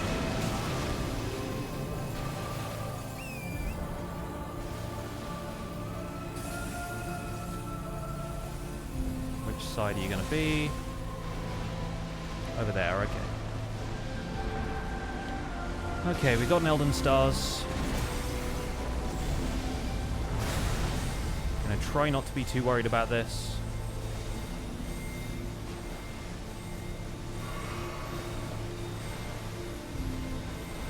Not a big fan of this being here also, but we'll manage. Okay, and now I knew it was coming. Alright, you, come here.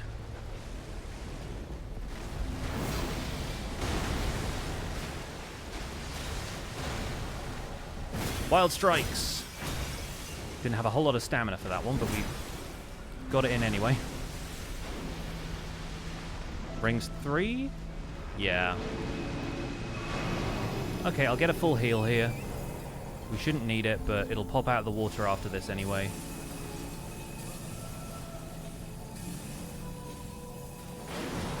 Yes.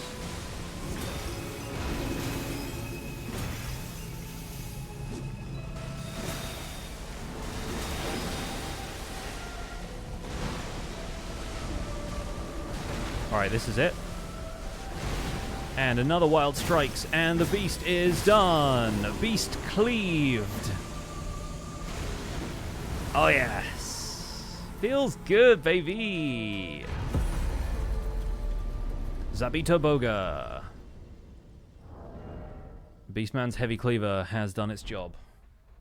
Has cleft the heavy beast. Exactly 5 hours. We killed the Elden Beast on the 5th hour. Very, very nice, folks.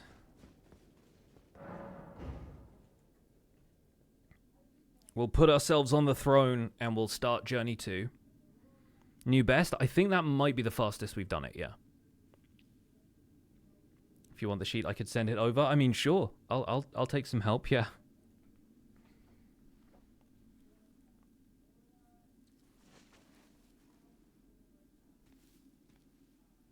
I felt like a really good weapon. It's just real solid. Like, it doesn't do anything too fancy. We took spinning strikes off instead, or spinning slash off for wild strikes. I think we'll leave spinning slash on the Beastman's curved sword. But the curved sword playthrough should be really quick because A, it's New Game Plus. We don't have to worry about standing around and leveling too much. B, we already have the weapon and it's almost fully upgraded, so we just have to play through the bosses that you need to fight, so it should be a really streamlined playthrough. But obviously we're just going to be adding time to how long it took us to beat the game this time around. But since that's just 5 hours, it's going to be pretty easy maths. A story of how a tarnished became Elden Lord. Yeah, the damage on it with Wild Strikes is pretty good. We could just put Wild Strikes on it if we wanted to, you know? Across the fog, the lands between. The lands betwixt.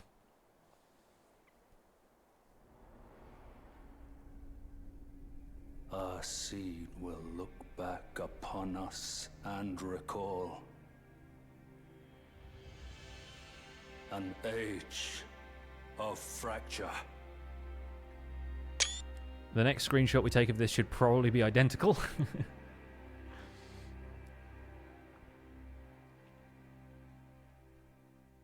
Look at that hair. It's all part of the helmet. It's not even mine. Okay, friends. Let's do a quick wrap-up of this character as they exist at the end of the Beastman's Cleaver run, because, oh baby, this was a weapon. Carrying it over your shoulder like a boombox is very appropriate. And we're just going to be sticking with the same build, I imagine. Like, I can't see it changing all that much, but the Beastman's curved greatsword is next.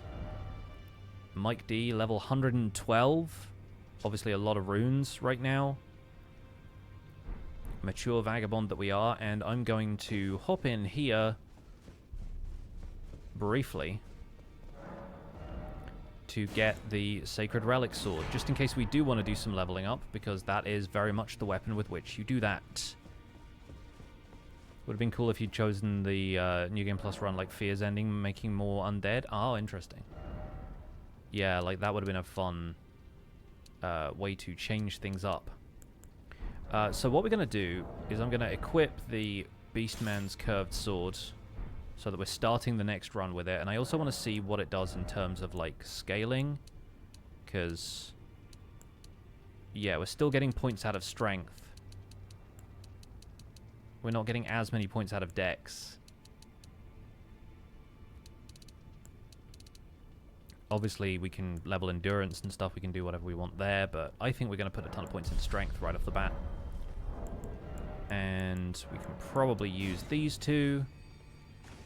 I don't think there's really anything else that we need to hand in here at the round table holds. Yeah, strength is definitely better investment. This thing really does feel like a junior version of the massive weapon that we just used, which feels kind of silly. But yeah, we are going to begin Journey 2 on the next stream. But we'll load up this same character. We'll probably actually do a little...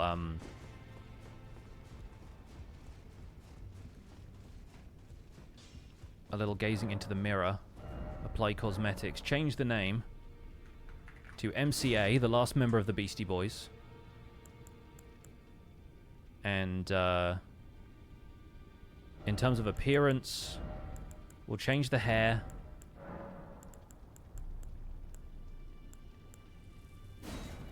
We'll make it that kind of white color that's coming out the back of the helmet, so it actually looks like it's this person's hair.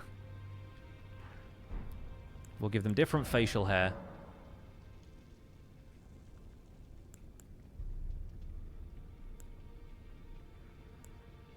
Bit of stubble. Bit of stubble seems good. And I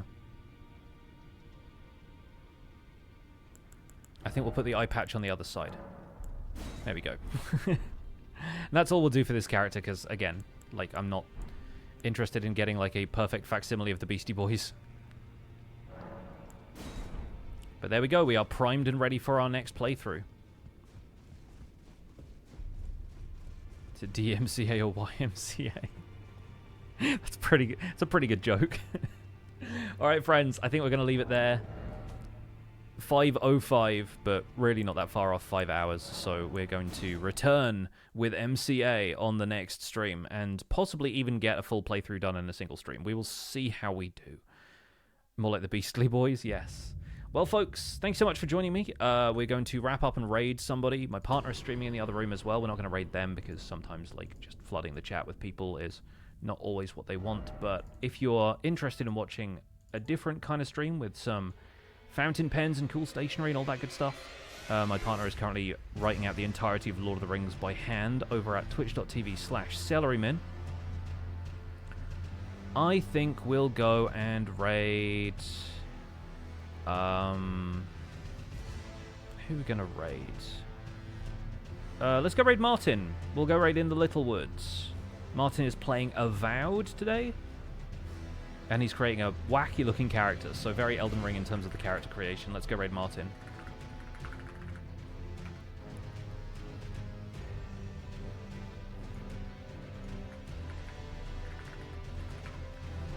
There we go. That's my partner's stream in the chat there if you want to go and watch that as well. But we're going to go raid Martin. Use your Pixel Hype emotes and the hashtag PixelRaid to show some love. I'll see you all again soon. Like I said, won't be streaming over the weekend, but I'll see you next Tuesday for another Elden Ring and another Minecraft stream. So take care. Have a good one. Bye for now.